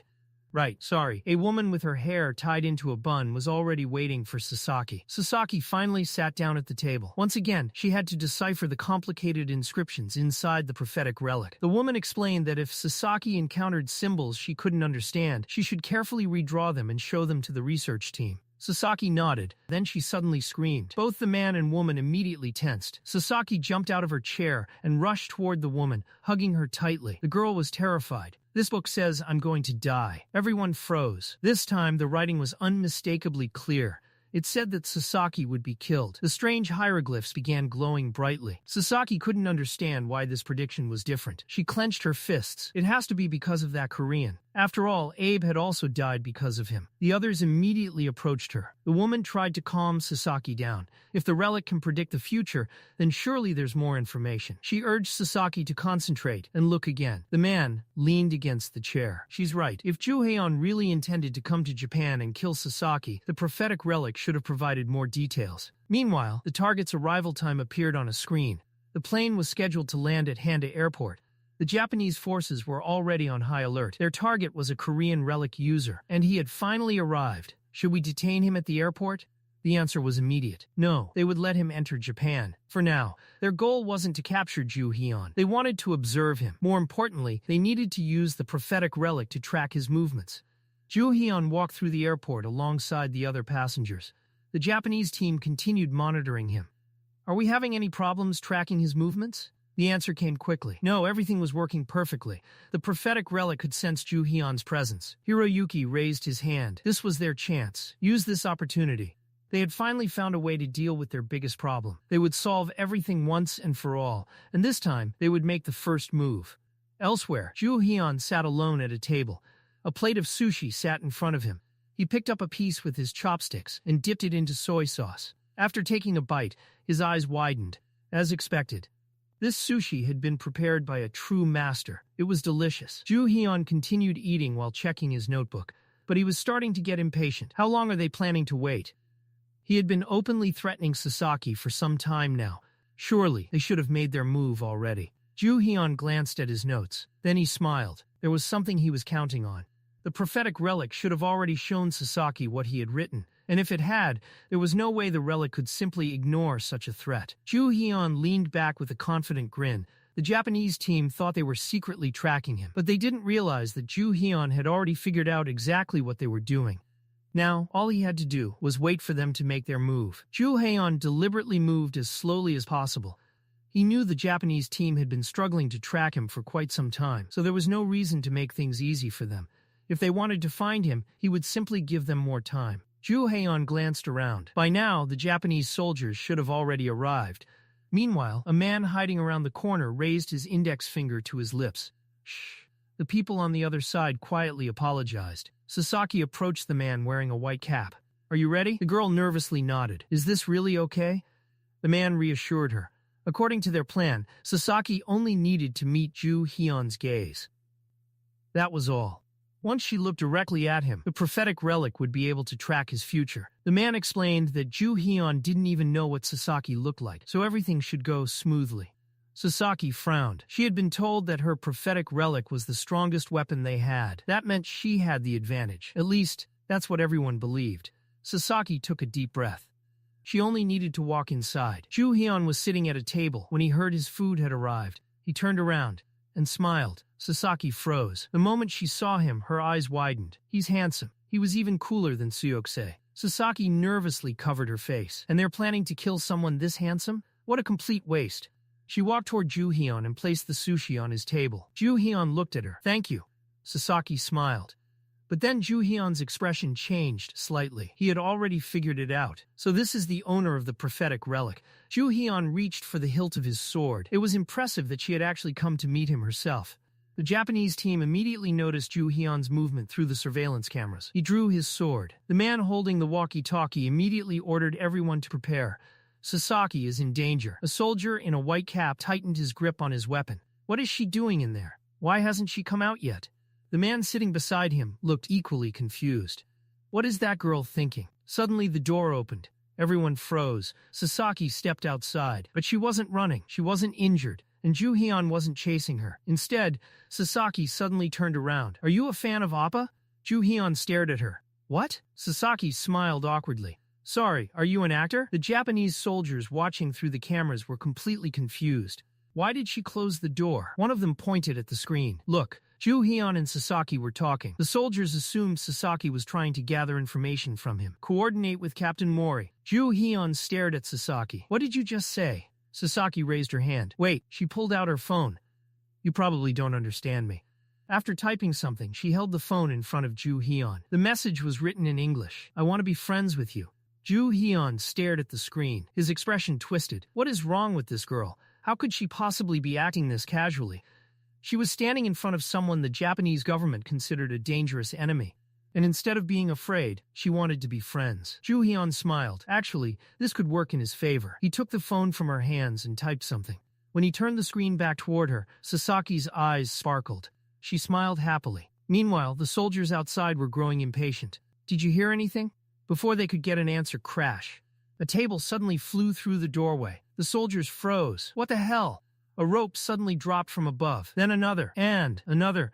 The soldiers screamed as the relic ropes wrapped around them. Within seconds, the entire group was tied up. One of them struggled helplessly. What is happening? Joo-Heon stepped out with Sasaki. He smiled. I knew you would try something like this. That's why he had already installed a relic beforehand. The Japanese soldiers had walked directly into his trap. Joo-Heon and Sasaki continued down the hallway as the soldiers desperately shouted after them. Joo-Heon didn't even bother looking back. Don't worry about them. He had already made sure they wouldn't cause any more trouble. Then, Joo-Heon looked at Sasaki. Do you want to go on a date with me? Joo-Heon and Sasaki soon sat together at a table. Sasaki curiously watched him use his phone. Joo-Heon handed it back to her. Sasaki's eyes widened. Do you really want to go on a date with me? Then she immediately asked another question. Do you speak Japanese? Joo-Heon adjusted his jacket. A little. He glanced at her. Did you come here alone? Sasaki looked surprised. Joo-Heon continued. The Japanese army should be with you. He smirked. There's no way they'd let you go with me, willingly. They don't exactly like me. Joo-Heon placed his hand on Sasaki's head. Let's run away together. He turned around. And don't fall behind. Sasaki blushed. He doesn't seem that scary anymore. The Japanese forces quickly realized what had happened. They chased after Joo-Heon and Sasaki. Stop. But Joo-Heon didn't slow down. Sasaki looked at him nervously. Is this really the man who's supposed to kill me? Eventually, they reached a quieter area. Joo-Heon stopped. That's far enough. Sasaki stood behind him. She suddenly remembered something. Oh no. She had left her prophetic relic at home. That meant she couldn't read Joo-Heon's future. But she wasn't afraid. Joo-Heon suddenly raised his sword. The blade stopped directly against her neck. Sasaki remained surprisingly calm. Joo-Heon narrowed his eyes. Don't make unnecessary noise. He held out his hand. Give me your phone. Sasaki handed it over. Joo-Heon smirked. Good girl. Then crack. He stepped on the phone and shattered it. Sasaki's eyes widened. What are you doing? Joo-Heon immediately placed a finger against his lips. Quiet. He rested the sword against her shoulder. I'm just getting rid of anything they could use to track us. Joo-Heon turned Sasaki around. If the Japanese forces tried interfering now, things would become annoying. Then he leaned closer. His voice dropped to a whisper.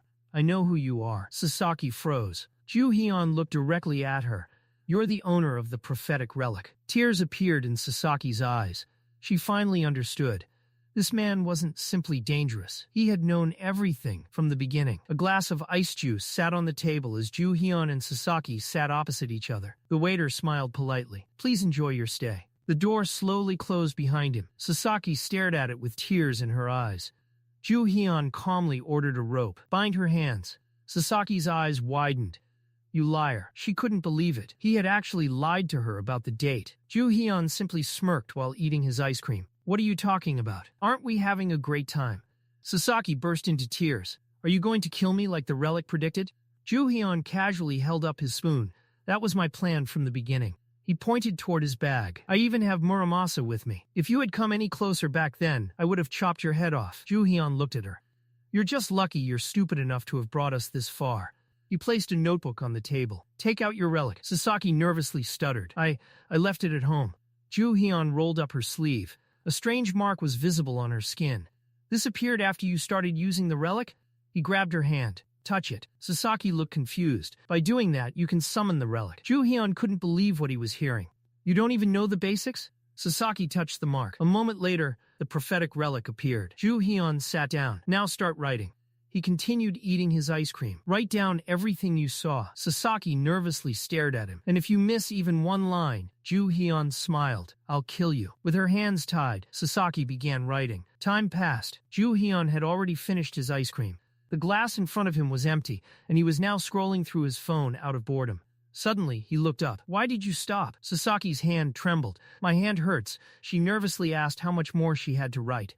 Joo-Heon glanced at his phone. As much as what's written there. Sasaki stared at the enormous amount of writing. I'll give you the prophetic relic. She desperately begged him. Just let me go. Joo-Heon immediately refused. Keep writing. He wasn't interested in taking the relic. If he wanted it, he could have taken it himself. But the prophetic relic was an S-rank relic, one of the highest-ranked relics in existence.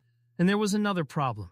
Joo-Heon glanced at his injured arm. Even after subduing Muramasa, his body had suffered considerable damage. Trying to subdue another powerful relic right now wouldn't just damage his arm, it could seriously hurt his entire body. And unfortunately, he didn't have any healing relics. Suddenly, bang, the Japanese army stormed inside. The woman working there immediately tried to stop them. You'll scare away the customers. Hiroyuki ignored her. We'll be finished quickly. Don't interfere.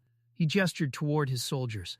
Check every exit. The soldiers immediately spread throughout the building. Search every room. Joo-Heon looked toward the doorway. They're already here. He turned toward Sasaki. How much have you written? Sasaki looked confused. I'm almost finished. Joo-Heon took the pages from her. This is enough. Sasaki's eyes lit up. Can I leave now?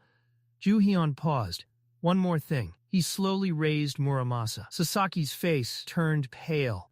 Don't. She desperately begged him. I'll write more fortunes. I'll tell you anything. Isn't that enough? Joo-Heon stared at her. Do you really think you're important to me? He looked down at the notebook. You think you're using the prophetic relic. His expression became cold. But you've got it backward. Joo-Heon raised Muramasa above her. The relic has been using you this entire time. Sasaki's eyes filled with tears. Joo-Heon smirked. This is the only way you'll survive. Then slash. Muramasa plunged directly into the notebook. Brilliant blue sparks exploded from the pages. Sasaki screamed. Her eyes widened in horror. Whatever she saw inside the notebook left her completely speechless. Then, suddenly, she collapsed. At that exact moment, screams echoed throughout the caf. Joo-Heon looked around. Countless system notifications appeared before his eyes. One message immediately caught his attention. Because the user destroyed a high-ranking relic, the title, Great Hunter, has been awarded. Joo-Heon stared at the endless notifications. Why are there so many this time? The Japanese soldiers rushed into the room. We found him. Hiroyuki followed behind them. What happened here? His eyes immediately fell on the notebook. Then he noticed the missing relic. What happened to the prophetic relic? Joo-Heon glanced at Hiroyuki from the corner of his eye. He smirked. It's almost completely destroyed. Hiroyuki's expression twisted with rage. You. He pointed directly at Joo-Heon. Kill him. At that very moment, every soldier in the room raised their rifles and aimed them directly at Joo-Heon. The atmosphere instantly became suffocating. One wrong move, and dozens of bullets would tear straight through him. Yet instead of showing even the slightest hint of fear, Joo-Heon simply smiled a slow, mocking smile that only made everyone even more uneasy. With complete confidence, he looked at Hiroyuki and sarcastically remarked that it was quite the joke. If Hiroyuki was really so confident in his own strength, then he should go ahead and try pulling the trigger. Hiroyuki's face twisted with rage. The sheer audacity of this man made his teeth grind together. Then, without warning, Joo-Heon casually tossed something into the air. Catch, you can have this. Every soldier instinctively looked upward. A small package spun through the air before dropping toward Hiroyuki. The moment he caught it, everyone realized what it was. It was the mochi relic, the magical rice cake from the brother sun and sister moon relic. Joo-Heon smirked. Since the relic originally belonged to Abe's excavation team, he figured it was only fair to return it. But before anyone could relax, he added one final sentence. They say people would kill for a taste of this mochi. The instant those words left his mouth, Joo-Heon's body slowly dissolved into smoke before everyone's eyes. Within seconds, he had completely vanished. Hiroyuki's eyes widened. No, where did he go? He frantically looked around the room while tightly clutching the mochi relic. Then he frowned. What exactly is that bastard planning now? Before he could think any further, someone nearby suddenly sniffed the air. What's that smell? The next second, the expressions on every soldier changed. Their eyes became clouded. Their breathing grew heavier. Almost instantly, two soldiers lunged straight at Hiroyuki. Give it to me. That's mine. Hiroyuki staggered backward in disbelief. What are you idiots doing? He immediately grabbed his sidearm and pointed it at his own men. This mochi belongs to me. Learn to respect your commanding officer. But nobody was listening anymore. The relic's enchantment had completely taken over. Every soldier became obsessed with possessing the mochi relic. Within seconds, the entire room erupted into complete chaos as soldiers tackled each other, wrestled across the floor, and even pointed their weapons at one another, all over a single piece of enchanted mochi. Meanwhile, far away from the chaos, Joo-Heon calmly sat inside a plane preparing for takeoff.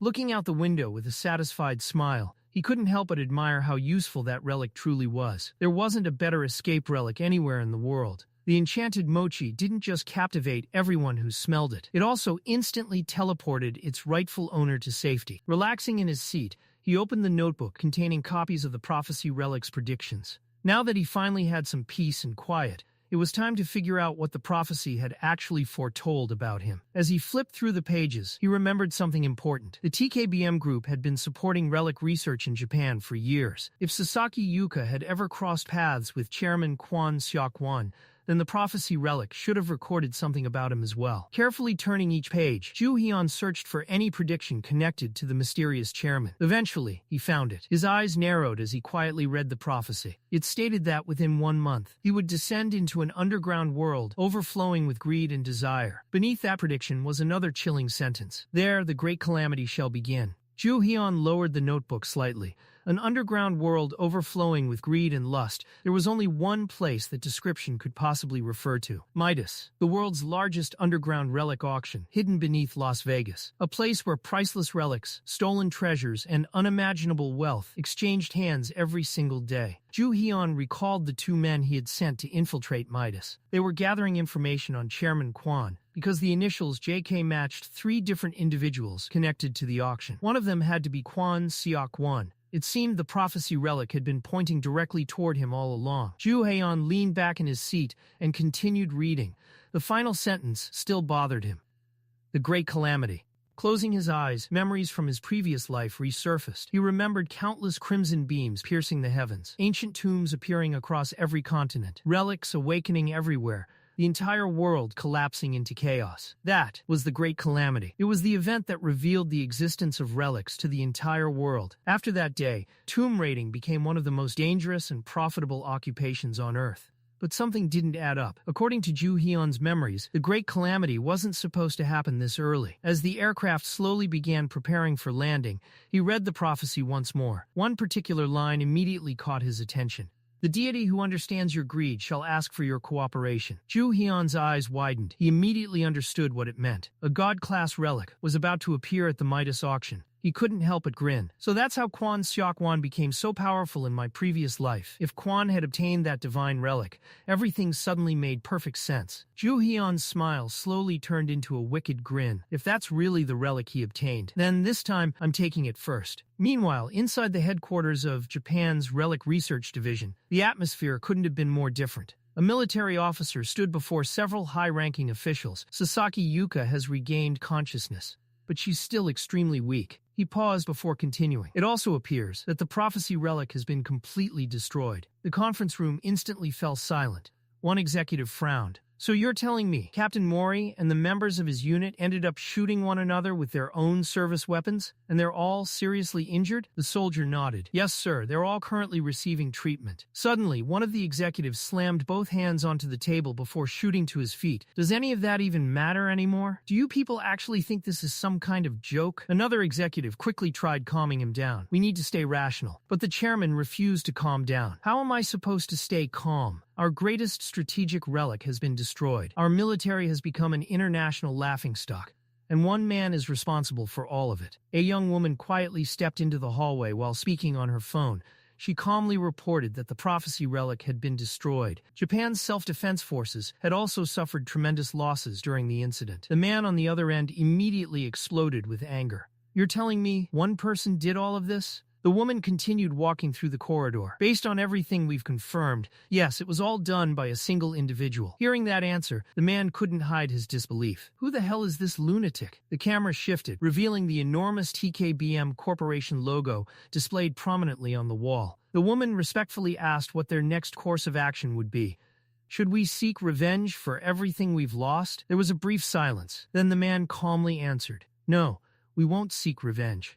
The woman stopped walking. She couldn't understand his reasoning. But we've lost years of research. Our investment in relic studies has practically been wiped out. The man stood beside a massive office window overlooking the city skyline. Without raising his voice, he calmly replied, That's one way of looking at it. But there's another. If someone possesses enough power to destroy the prophecy relic without hesitation, then that person is far more valuable as an ally than as an enemy. The woman frowned. She wasn't convinced. He destroyed one of the world's most important relics without showing even the slightest hesitation. What happens if he destroys one of our company's relics next? What if he destroys the president's relic? A slow smile spread across the man's face. Rather than looking worried, he almost looked excited. Then he quietly laughed. That won't happen, as long as we pay him well. He adjusted his glasses before continuing. Money. There is nothing in this world that money cannot buy. After a brief pause, he gave his final order. For now, keep watching Joo-Heon. I want to know everything he does. The woman nodded silently. Meanwhile, on the other side of the world, Las Vegas, Nevada was alive with dazzling lights, despite the late hour. Beneath the glittering skyline, inside one of the city's most luxurious hotels, seated beside the enormous window was Joo-Heon, calmly sipping a glass of juice. He stared out at the sea of neon lights before placing his glass back onto the table with a faint sigh. They're late. His voice carried obvious annoyance. I told those idiots exactly when to get here. Just then, loud voices echoed from the restaurant entrance. Joo-Heon glanced sideways. There stood Hyun, accompanied by his partner, arguing with one of the hotel's security guards. The guard blocked their path with a professional smile while repeatedly explaining the rules. Hyun immediately spotted Joo-Heon sitting across the restaurant. There he is. We're with that guy over there. We've got business to discuss. The guard, however, remained unmoved. I'm sorry, gentlemen. This restaurant is reserved exclusively for registered guests attending the Midas auction. If you are not official participants, I'm afraid I have to ask you to leave. Hearing that only irritated Hyun even more. Will you shut up already? We're telling you we're here for him. Joo-Heon rested his cheek against one hand, quietly watching the argument unfold with an exhausted expression. The guard sighed. If you continue disturbing our guests, we'll have no choice but to escort you out by force. Hyun completely lost his temper. What are you even saying? Speak Korean. The entire restaurant turned to stare. Joo-Heon finally couldn't hold back anymore. We're in America, and you're demanding they speak Korean? Hyun froze. Only then did he realize exactly how ridiculous he sounded. Without another word, Joo-Heon casually raised his hand toward the guard. They're with me. They're my guests. I'll take responsibility for them. The guard's expression instantly changed. My deepest apologies, sir. I sincerely apologize for the misunderstanding. The three men stared blankly. One sentence from Joo-Heon had completely changed the guard's attitude. As soon as he disappeared, Hyun turned toward Joo-Heon with his jaw hanging open. You can actually speak English? A sarcastic grin appeared on Joo-Heon's face. That's not important. Sit down. Tell me what you found. A short while later, Hyun slid a small notebook across the table. We investigated everyone with the initials SK who will be attending this month's auction. Joo-Heon quietly flipped through every page. His eyes scanned the information one name at a time. Then, a satisfied smile slowly spread across his face. Perfect. He had found exactly what he had been looking for. Looking at Hyun and the others, he silently admitted they had proven more useful than he'd expected. Unable to contain his curiosity, Hyun pointed across the table. So, did you find your guy? Without looking up from the notebook, Joo-Heon calmly answered. I did. He tossed the notebook onto the table. So this is the fake identity that Kwon Tae-jun used in my previous life. His suspicion had been confirmed. Closing the notebook, Joo-Heon picked up a luxurious green catalog lying beside it. This catalog listed every relic scheduled to appear at tonight's Midas auction. Quietly flipping through its pages, he thought to himself, if Tae-jun personally came here, then there has to be something extraordinary being sold tonight. I already confirmed that much beforehand. Slowly turning each page, he carefully examined every relic listed inside. There were priceless historical artifacts, ancient weapons, lost treasures, legendary relics from every civilization imaginable. Joo-Heon studied every single item. If the prophecy was correct, then somewhere in this catalog should be a God-Class Relic. Yet, no matter how many pages he turned, there wasn't a single relic worthy of that description. His brows slowly furrowed. That's strange.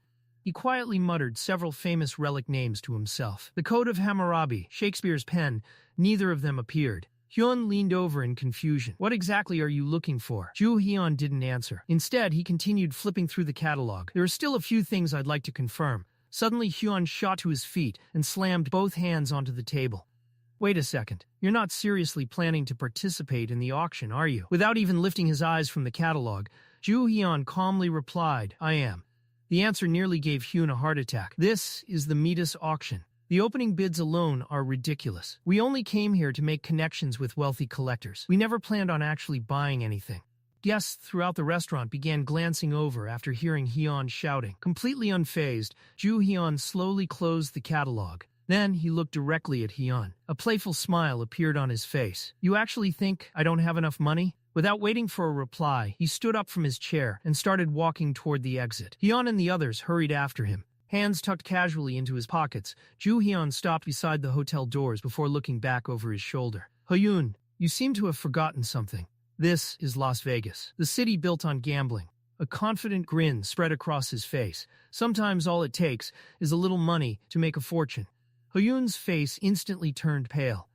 Don't tell me. You're planning to earn auction money by gambling? He broke into a cold sweat. This guy's completely insane. A few hours later, Yoon could only stand there speechless. The digital counter on the slot machine continued climbing higher and higher and higher. The numbers had become absolutely absurd. Can slot machines even display numbers this high? Around them, casino patrons had gathered into a massive crowd. Every single person stared at the machine in complete disbelief. Meanwhile, Joo-Heon calmly sat in front of the slot machine, as though nothing unusual was happening. A faint, confident smile rested on his face. To everyone else, it looked like impossible luck. But Joo-Heon knew exactly what he was doing. The jackpot counter continued spinning until it finally stopped on an astronomical amount. Hyun wiped the sweat from his forehead. I've never seen someone win this much money from slot machines. If you don't cash out now, you could lose everything in one spin. Joo-Heon simply smiled. A few moments later, the machine printed a payout receipt. He casually pulled it free before waving it in front of Hyun's face. Come on, we're going to the cashier. Time to exchange this for real money. Hyun grabbed the receipt. The moment he saw the amount printed on it, he screamed, That's insane. You've completely overdone it. What if someone decides to kill us for this much money?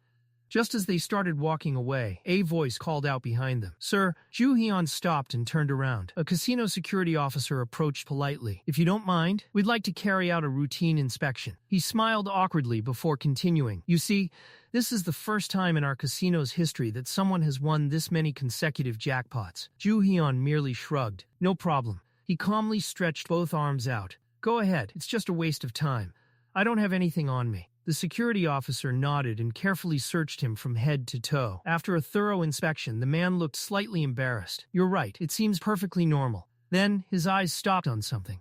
There was a small golden keychain attached to one of Joo-Heon's fingers. The guard pointed directly at it. "Excuse me, what exactly is that?" Joo-Heon casually held up the tiny golden folding knife and smiled. "It's nothing special," he said. "Just a cheap little trinket I bought, because I liked the color."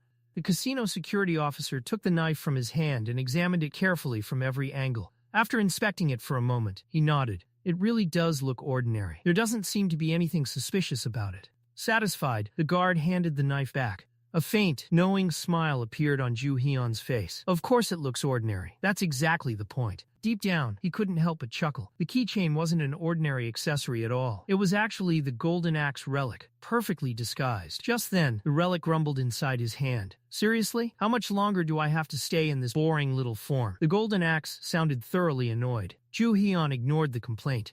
Changing a relic's appearance was one of the most valuable abilities a relic owner could possess. A powerful relic that looked like nothing more than an everyday object could fool almost anyone. And this particular relic wasn't useful only because it could disguise itself. The Golden Axe possessed another incredible ability. It could instinctively sense wealth, value, and fortune. Joo-Heon remembered sitting in front of the slot machines earlier, with the disguised axe quietly resting in his hand. That was exactly how he'd known which machine was hiding the next jackpot. The relic naturally gravitated toward the greatest concentration of value. Not only could it identify winning slot machines, it could even guide him toward whichever casino held the greatest opportunity to make money. For someone like Joo-Heon, it was an unbelievably useful relic. A few minutes later, after leaving the inspection area, Yoon could barely contain his curiosity. "You actually got away with it? Seriously, what's your secret?" Joo-Heon didn't even bother answering. "Come on, time to move to another casino." Joo-Heon walked straight to the cashier's counter and placed the massive payout receipt on the desk. Wearing a relaxed smile, he calmly said, "I'd like to cash out." The entire amount. The cashier accepted the receipt. The moment she saw the total printed on it, her eyes widened. "All of it?" Her hands visibly trembled. "I'm terribly sorry, sir. For an amount this large, I'll have to escort you to our VIP room first." "I'll pass," Joo-Heon answered without hesitation. "Just hurry up and bring me the money." Not long afterwards, the group had moved into a private lounge while the payout was being prepared. Several enormous bags overflowing with cash now rested on the table. Yoon stared at them in complete disbelief. "I've never seen this much money in my life."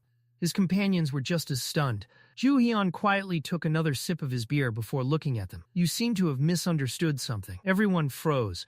"This money isn't yours." Silence filled the room. The three men awkwardly forced smiles onto their faces. "Oh, of course, we knew that," although judging by their expressions, they clearly hadn't. Yoon picked up a small bundle of banknotes and stared at it in amazement. Then he looked back at Joo-Heon. "Do you really have to participate in the auction? Wouldn't it be smarter to take all this money and go back to Korea?" Joo-Heon calmly shook his head. No, for him, gambling had never been the objective. The money itself wasn't his goal either. The only reason he'd come to Las Vegas was to obtain the relics hidden inside the Midas auction. And, if he wanted to stand on equal footing with Kwon Tae-jun in the future, he would need far more money than this. Setting his empty beer glass back onto the table, Joo-Heon stood up. "Finish eating. We're heading out. The second round starts now." Hyun nearly choked. "You're gambling again?" Cold sweat rolled down his forehead. A short while later, the group arrived at another famous casino. Goodbye World Casino. Inside Joo-Heon's pocket, the disguised Golden Axe suddenly laughed. "Heh, I can smell money everywhere." Then it complained again. "So when are you finally changing me back to my original form?" Joo-Heon simply held up the tiny golden folding knife. "Enough talking. Just find me the next jackpot." The Golden Axe instantly became enthusiastic. "Got it. Leave it to me. Let's see where all the money's hiding." Just then, several system notifications suddenly appeared in front of Joo-Heon. He blinked. Another message immediately followed. Joo-Heon frowned. He understood why. Places overflowing with greed, desire, suffering, and obsession were paradise for relics. Casinos were practically heaven to them. "I hate giving these damned relics what they want," he muttered quietly. Tightening his grip around the disguised Golden Axe, he planned to earn enough money as quickly as possible before leaving. But before he could take another step, a loud scream echoed across the casino. Joo-Heon instantly turned toward the sound.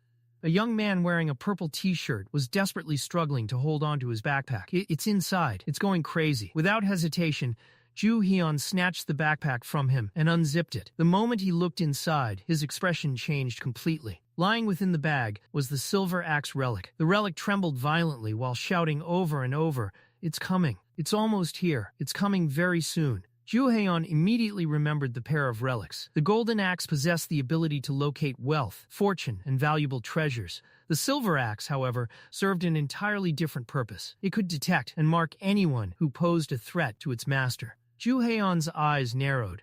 The warmth disappeared from his expression, replaced by cold suspicion. Staring directly at the frantic silver axe, he silently wondered, "What exactly are you reacting to?" Suddenly, loud shouting erupted from the center of the casino. Two men had grabbed each other by the collars, and one of them screamed that the other was nothing but a con artist. What started as a simple argument quickly spiraled into complete chaos. People began shoving each other in panic. Poker chips scattered across the floor. Slot machines toppled over one after another. Someone's wallet was snatched. Several guests started fighting over dropped money, while others screamed and rushed for the exits. Yoon stood frozen. What the hell is happening? Before he could process the situation, a man armed with a knife quietly crept up behind him. At the same moment, another attacker charged straight at Joo-Heon, shouting, "Hand over all your money." Joo-Heon reacted instantly. Before anyone even realized what had happened, the attacker was already lying on the floor, screaming in pain. Joo-Heon looked down at him calmly. Judging from the man's clothes, he looked like nothing more than an ordinary casino employee. "So you decided to rob a random customer? Do you even realize what you're doing?" His expression slowly became more serious. Something wasn't right. There shouldn't have been a tomb nearby. No gate was supposed to appear here. Then why was everyone suddenly losing their minds? Just then, a terrifying presence sent chills racing down his spine. It was so overwhelming that every instinct in his body screamed at him. Joo-Heon immediately spun around. Walking calmly through the crowd was a beautiful young woman with long platinum blonde hair. Unlike everyone else, who was panicking and fighting, she remained perfectly composed. She wore an elegant evening dress that made her stand out effortlessly among the terrified crowd. The moment Joo-Heon saw her, his eyes widened. Cold sweat immediately ran down his face. Meanwhile, Hyun and the others reacted completely differently. "She's gorgeous. Who is she?" Without answering, Joo-Heon suddenly shouted, "Pack everything. We're leaving." Hyun blinked. "What?" Joo-Heon ignored him. "Of all the people I could have met, why her?" Now everything made sense. The chaos, the people acting irrationally, the unbelievable bad luck spreading throughout the casino. There was only one person capable of causing something like this. His eyes remained fixed on the approaching woman, Irena Hilton, the youngest daughter of the powerful Hilton banking family. "Move." Joo-Heon barked. His group hurriedly grabbed their belongings and rushed toward the exit. Irena only caught a brief glimpse of them disappearing through the crowd. As Joo-Heon walked, memories from his previous life surfaced. After the Great Catastrophe, countless relic users had appeared across the world, but among them, the strongest possessed divine-class relics. People capable of completely subduing those relics stood above everyone else. Eventually, the world began giving them titles worthy of their overwhelming power. They became legends. Among those legendary relic users was Irena Hilton. She wielded one of the most horrifying relics in existence. Because of that relic, people eventually gave her a terrifying title, the Goddess of Misfortune. Anyone who remained close to her gradually lost their luck. Some lost their fortunes overnight. Others watched their businesses collapse. Entire corporations went bankrupt simply because they crossed paths with her. In Joo-Heon's previous life, Irena had even become one of the catalysts behind a global financial crisis. That alone made her someone to avoid at all costs. Joo-Heon quickened his pace toward the exit. He wanted nothing to do with her. "Excuse me." Irena suddenly called out. Joo-Heon stiffened. Turning slightly, he saw her running directly toward him. Without hesitation, he pretended not to hear and immediately sped up. "Just ignore her." He reached for the exit door. The instant his fingers touched the handle crack, a violent electric shock shot through his entire body. Several system windows instantly appeared before his eyes. Another message appeared immediately afterwards. Then another. Cold sweat poured down Joo-Heon's face. "Seriously?" Before he could react, Irena caught up to him. She rushed past the stunned Hyun and grabbed both of Joo-Heon's hands with a bright smile. "Please. Just hear me out." Joo-Heon sighed internally. "Great, now I can't escape." Irena smiled innocently. "I've been looking everywhere for you." The moment she held on to him, a dark purple aura spread across his body. More system notifications appeared. Joo-Heon's expression darkened. Without hesitation, he slapped her hands away. "Please stay away from me." Irena froze. Immediately realizing she'd gone too far, she bowed apologetically. "I'm so sorry. I just got a little too excited." Meanwhile, Hyun looked completely confused. "What on earth is wrong with you? You look like you'd seen a ghost." Just then, the young man carrying the silver axe suddenly gasped. I know who she is. Everyone turned toward him. That's Irena Hilton, the daughter of the Hilton family. At first, nobody believed him. Then another man suddenly remembered. Wait, he's right. I've seen her picture online before. Irena shyly hugged her handbag before looking back at Joo-Heon. You're the person everyone has been talking about. The man who won all that money in the casino, aren't you? Joo-Heon frowned. I've been looking all over for you. Irena continued with an innocent smile. If it isn't too much trouble, would you tell me how you managed to win so much? Joo-Heon simply looked away. Why would someone from one of the richest families in the world care about gambling? Without another word, he answered, You've mistaken me for someone else. Then he walked away. Irena stood there speechless. Yoon immediately caught up with Joo-Heon and wrapped an arm around his shoulders. Are you insane? Do you even know who she is? That's Irena Hilton. She came all the way here looking for you. And you just ignored her? Joo-Heon's expression only became darker. Hyun kept talking. You're throwing away the opportunity of a lifetime. Are you even listening? Just then, Hyun suddenly waved toward Irena. Miss Hilton, I'm sorry about him. Joo-Heon immediately turned around. You idiot. Only, the scene before him had completely changed. All three of his companions were lying flat on the ground, clutching their stomachs in agony. A crimson aura surrounded their bodies. They groaned in pain. My stomach, it hurts. Joo-Heon pinched the bridge of his nose. Idiots. He walked over and dragged them to their feet. I told you to stay away from her. A little later, Joo-Heon and Hyun sat together in a quiet park outside the casino. Joo-Heon looked at him seriously. Listen carefully. No matter what happens, stay away from Irena Hilton. At all costs. Hyun blinked. Why? Instead of answering, Joo-Heon stood up. When those idiots recover, find somewhere safe. Guard the money. Hyun frowned. Where are you going? To the auction. As soon as I'm finished, I'll call you. Bring the money when I do. As he walked away, Joo-Heon couldn't help feeling irritated. Originally, he had planned to earn much more money before the auction began. But now, that was no longer an option. With Irena's cursed aura affecting his luck, continuing to gamble would only end in disaster. There was no choice. He would have to enter the auction with the money he already had. A short while later, Joo-Heon stepped inside the luxurious auction hall. The enormous venue was already packed with wealthy collectors, businessmen, and influential figures from around the world. Blending naturally into the crowd, he silently made his way toward the entrance. Irena shouldn't have any reason to follow me here. Just then you're blocking the entrance. A cold voice interrupted his thoughts. Joo-Heon turned around. Standing before him was a young man wearing glasses. His expression was filled with arrogance. This entrance is reserved for VIP guests. Ordinary people use the other entrance, so move. Joo-Heon stared at him for a moment. Then his eyes narrowed. Yoon Si-Woo, Kwon Tae-jun's trusted right-hand man. He looked much younger than Joo-Heon remembered from his previous life. If Si-Woo was here, then there was only one conclusion. He was here too. A few seconds later, Kwon Tae-jun himself walked toward the entrance. Si-Woo immediately smiled respectfully and stepped aside. Chairman, this way. Joo-Heon's fists unconsciously tightened. At last, he had finally come face to face with the man who had ruined his previous life. Memories flooded back instantly. He remembered lying in a pool of his own blood. He remembered Tae-jun looking down at him with complete indifference. Even now, Joo-Heon could still picture that monstrous creature opening its enormous jaws. Back then, even as death approached, he had sworn to himself that if he ever became a ghost, he would drag Kwon Tae-jun into hell with him. But this time, things were different. In this life, the hunt had already begun. Completely unaware of the hatred burning only a few meters away, Kwon Tae-jun glanced briefly at Joo-Heon before calmly walking deeper into the auction hall with Si-Woo beside him. He didn't recognize him. A confident smile spread across Joo-Heon's face. This auction was different from the last one. In his previous life, Kwon Tae-jun had walked away with countless priceless relics, but this time, Joo-Heon intended to claim every relic worth having. Just as he was about to move farther into the auction hall, loud shouting suddenly erupted behind him. People began pulling out their phones one after another. What the hell? My stocks just crashed. Another man stared at his screen in disbelief. I've lost everything. What is going on? Someone else repeatedly pressed the power button on his mobile. My phone isn't working. Joo-Heon slowly scanned the crowd. Something felt wrong. Then his eyes landed on a familiar figure. Irena Hilton. She was standing only a short distance away. Joo-Heon's eyes widened. She actually followed me here? As if sensing his gaze, Irena looked directly at him. Out of the hundreds of people surrounding them, she had somehow found him immediately. Irena called out as she hurried toward him. Please listen to me. Joo-Heon sighed in frustration and immediately turned away. But before he could get far, bang. He walked face first into a glass door. Clutching his nose, he grimaced in pain. Irena quickly rushed over. Are you all right? Joo-Heon slowly looked up at her with an irritated expression. Do I look all right? Then, he pointed directly at her.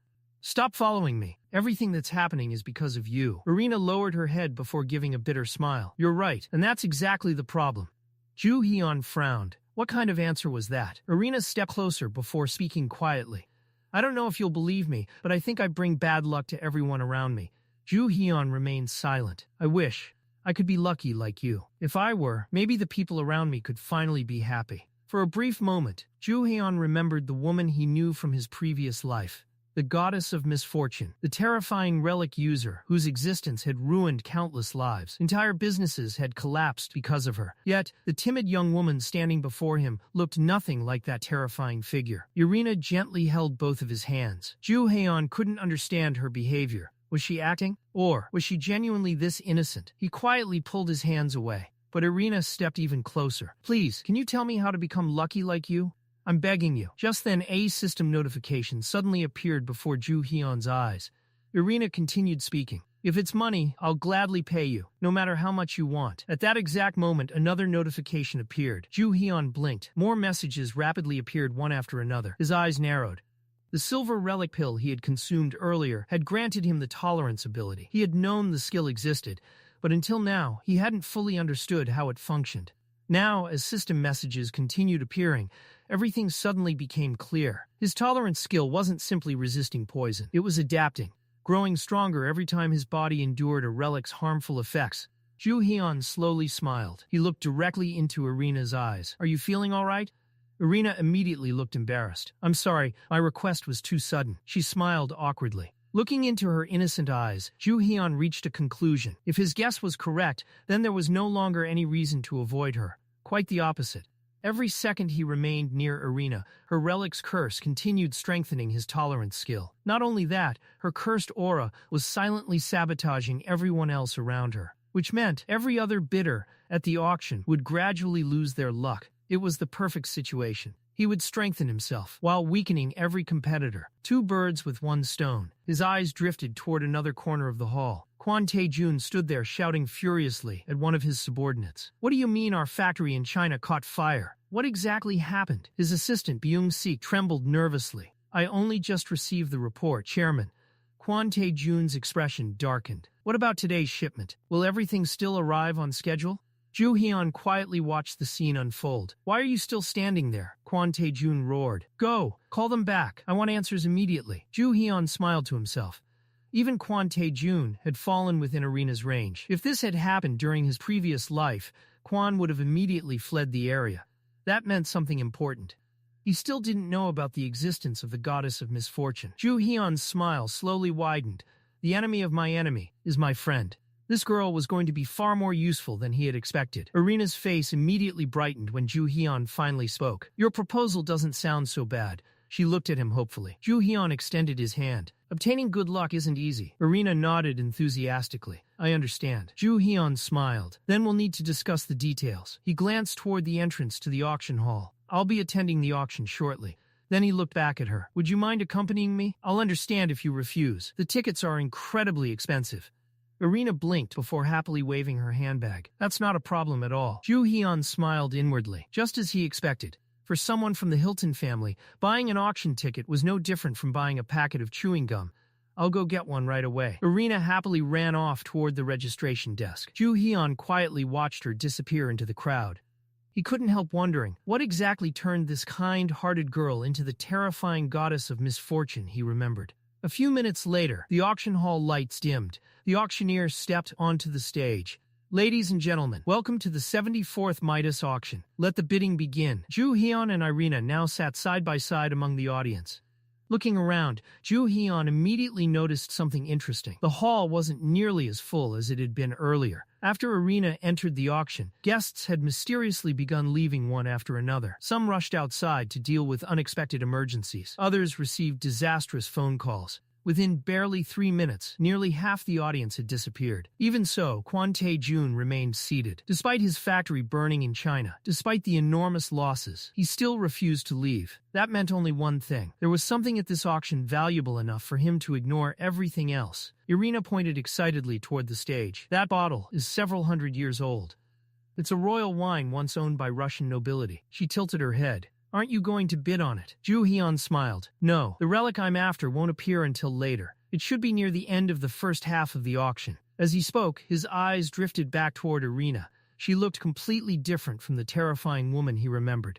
There wasn't even a hint of malice in her expression. It didn't seem like she was pretending. He remembered everything she had told him earlier. The strangest part was, she genuinely didn't know anything about relics. Joo-Heon rubbed his chin thoughtfully. There was only one explanation. The relic had attached itself to Irena without her knowledge. His thoughts returned to the future once more. The ruthless goddess of misfortune hadn't always been that way. Originally, she had simply been a kind-hearted young woman. But after years of being constantly influenced by her relic, watching everyone around her suffer, her heart had eventually broken. The relic slowly corrupted her, turning a gentle girl into one of the most feared relic users in the world. Irena suddenly looked at Joo-Heon with a warm smile. Thank you. Joo-Heon looked at her curiously. For what? She gently brushed a strand of hair behind her ear before answering. For listening to me. And for believing what I said. She smiled softly. Just having someone I can honestly talk to makes me feel so much better. Joo-Heon watches Irena smile brightly after he reassures her. He casually tells her that helping her isn't nearly as difficult as she thinks. However, before he can relax, several system windows suddenly appear before his eyes. The notifications reveal that Irena's relic has grown dramatically stronger, completely unaware of what is happening. Irena laughs cheerfully and asks what he means by it not being difficult. She admits that hearing those words makes her genuinely happy. The moment her happiness grows, the entire building begins to tremble violently. Guests immediately panic, believing an earthquake has struck the auction hall. At the same time, another system message appears. The relic's area of effect has expanded. A terrifying wave of misfortune spreads throughout the building. Joo-Heon's relics begin suffering severe damage, while the cursed aura relentlessly attacks everything around him. His expression hardens as he realizes the situation has become even worse than before. Looking at the completely innocent Irena, Joo-Heon can't believe the truth. The happier she becomes, the stronger the curse surrounding her grows. Fortunately, another notification catches his attention. His tolerance skill is increasing at an incredible rate. Although the constant exposure is strengthening his resistance, he knows there's a limit. If Irena continues getting happier, every relic he possesses could end up completely destroyed. Trying to calm the situation, Joo-Heon quickly tells her not to celebrate just yet. He explains that it would be terrible if they failed to reach an agreement about their deal. His words immediately bring Irena back to reality. She suddenly remembers that they haven't even discussed the actual terms yet. With a serious expression, Joo-Heon asks her an important question. Even if she somehow became luckier, how could she be certain that everyone else around her would stop suffering from bad luck? Irena lowers her head. He's right. There is absolutely no guarantee that her misfortune would disappear just because her own luck improved. As her excitement fades, the system immediately reports that the relic's attack power has decreased. Joo-Heon quietly lets out a sigh of relief. Meanwhile, the auction host awkwardly laughs, before reassuring the audience that the shaking was only a minor tremor and everything is perfectly safe. He then resumes the auction, announcing that the current bid stands at $700,000 and asks whether anyone wishes to raise it. Bidding resumes almost instantly. However, thanks to Irena's relic, the atmosphere inside the hall becomes increasingly chaotic. Several wealthy bidders begin arguing over meaningless items. One arrogantly declares that if his rival doesn't like it, he should simply raise the bid. The other immediately fires back, insisting he isn't capable of outbidding him. Before long, both men are pointing fingers, yelling insults, and recklessly increasing their offers without thinking rationally. Watching the spectacle unfold, Joo-Heon quickly understands what's happening. Irena's relic is clouding everyone's judgment. The participants can no longer think clearly, looking at the depressed Irena sitting beside him. Joo-Heon suddenly comes up with a brilliant plan. If her curse can make everyone waste their fortunes, then there won't be many competitors left when the relics he actually wants finally appear. Turning towards her, he gently tells her not to be discouraged. After all, nobody can say for certain whether increasing her luck will continue affecting everyone else forever. Then, he smiles. It's time to begin their real negotiation. Irena eagerly listens as Joo-Heon explains that he truly knows a method capable of improving her luck. Her eyes widen. She nervously asks whether he's telling the truth. Joo-Heon simply smiles without answering directly. As the conversation continues, he deliberately tells her encouraging things that lift her spirits. He promises that he'll help solve all the problems that have haunted her for so long. Every reassuring word makes Irena happier. And every time her happiness increases, the cursed relic's aura grows even stronger.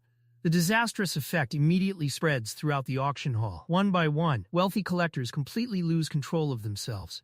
People begin bidding insane amounts of money on ordinary relics they don't even need. They recklessly fight over almost every single lot, burning through their fortunes without hesitation. By the time the auction reaches its later stages, nearly everyone has already wasted enormous amounts of money. Now, whenever the relics Joo-Heon actually wants appear, there are barely any serious bidders left. He calmly raises his paddle and effortlessly purchases relic after relic. Only one person continues competing against him. Chairman Kwon Tae-jun. There are still several valuable relics the old man refuses to give up. Joo-Heon immediately realizes why. Unlike everyone else, Kwon Tae-jun isn't completely overwhelmed by Irena's curse. His powerful relic control allows him to resist part of its influence. Even so, Joo-Heon remains confident. His knowledge of relics is far superior. He already knows that many relics Kwon Tae-jun is desperately chasing aren't nearly as valuable as the ones Joo-Heon has chosen. As he quietly writes notes inside his notebook, he reviews everything he has already obtained. The Code of Hammurabi, Shakespeare's pen, Marie Antoinette's pendant. But despite collecting all of them, the divine-grade relic mentioned in the prophecy still hasn't appeared. Joo-Heon frowns. The auction is already approaching its conclusion. Just then, Irena nervously asks whether he truly intends to honor their agreement. She admits it almost feels as though he's simply buying time. Letting out a small sigh, Joo-Heon apologizes. He closes his notebook before telling her it's finally time to become serious. Once the auction ends, they'll move somewhere quieter and discuss every remaining detail of their deal. However, before either of them can stand, the auction host suddenly announces a special final event. He proudly reveals the last item of the evening. A small tree is wheeled onto the stage. The host introduces it as a mysterious almond tree that has recently become the center of enormous public attention. The instant Joo-Heon sees it, his eyes widen. Kwon Tae-jun immediately stares at it as well. Inside the flower pot stands a tiny tree, radiating an extraordinary presence. At that very moment, Joo-Heon hears a voice echo inside his mind. The tree complains that it's tired of surviving under such pitiful lighting before arrogantly demanding proper praise. Joo-Heon's heart skips a beat. He immediately recognizes it. A divine-grade relic. Not only that, it's an incredibly rare healing-type divine relic. Without hesitation, Joo-Heon rises to his feet and raises his bidding paddle. No matter what happens, he absolutely must obtain it. Almost simultaneously, Kwon Tae-jun raises his paddle as well. Both men instantly understand that neither intends to back down. Joo-Heon recalls the relic's history. Qin Shi Huang, the legendary emperor who sought eternal life, spent countless years sending his followers across the world searching for the mythical elixir of immortality. After an endless search, they finally discovered it. That legendary elixir was none other than this very tree. Memories from his previous life flood back. Back then, this relic belonged to Kwon Tae-jun. Because Joo-Heon's body was constantly being destroyed by powerful relics, he desperately needed the tree's miraculous fruit just to stay alive. Kwon Tae-jun exploited that weakness. Instead of giving him freedom, he only handed over the fruit whenever Joo-Heon obeyed his every command. Staring directly at the old man, anger burns inside Joo-Heon's eyes. This time, history will not repeat itself. No matter the cost, that relic will become his. Meanwhile, the auction host laughs loudly before joking that it's no surprise several gentlemen seem interested. After all, the fruit of the tree is famously believed to restore male vitality. Both Joo-Heon and Kwon Tae-jun instantly freeze in embarrassment. Without saying a word, Joo-Heon slowly raises his bidding paddle even higher. Beside him, Irena blushes awkwardly. The bidding begins at $200,000. Joo-Heon immediately raises it by another $100,000. Kwon Tae-jun answers without hesitation. Back and forth they go until the price quickly reaches $800,000. Then new bidders suddenly join the competition. Without warning, Kwon Tae-jun calmly announces an astonishing bid of $10 million while glaring directly at Joo-Heon. Joo-Heon instantly realizes the old man also knows this relic's true value. Clenching his fist, he understands one painful truth. No matter how much knowledge he possesses, he simply cannot compete with Kwon Tae-jun's financial power. Turning towards Irena, Joo-Heon quietly tells her that their agreement begins right now. He promises that if she helps him obtain this relic, he will personally find a way to solve the curse that's been tormenting her. In return, he asks her to purchase the relic for him. Irena smiles warmly. The proposal benefits both of them. Without hesitation, she agrees. Then, with complete confidence, she tells him not to worry about the money. The bidding continues climbing higher and higher. $20 million, $30 million, $50 million.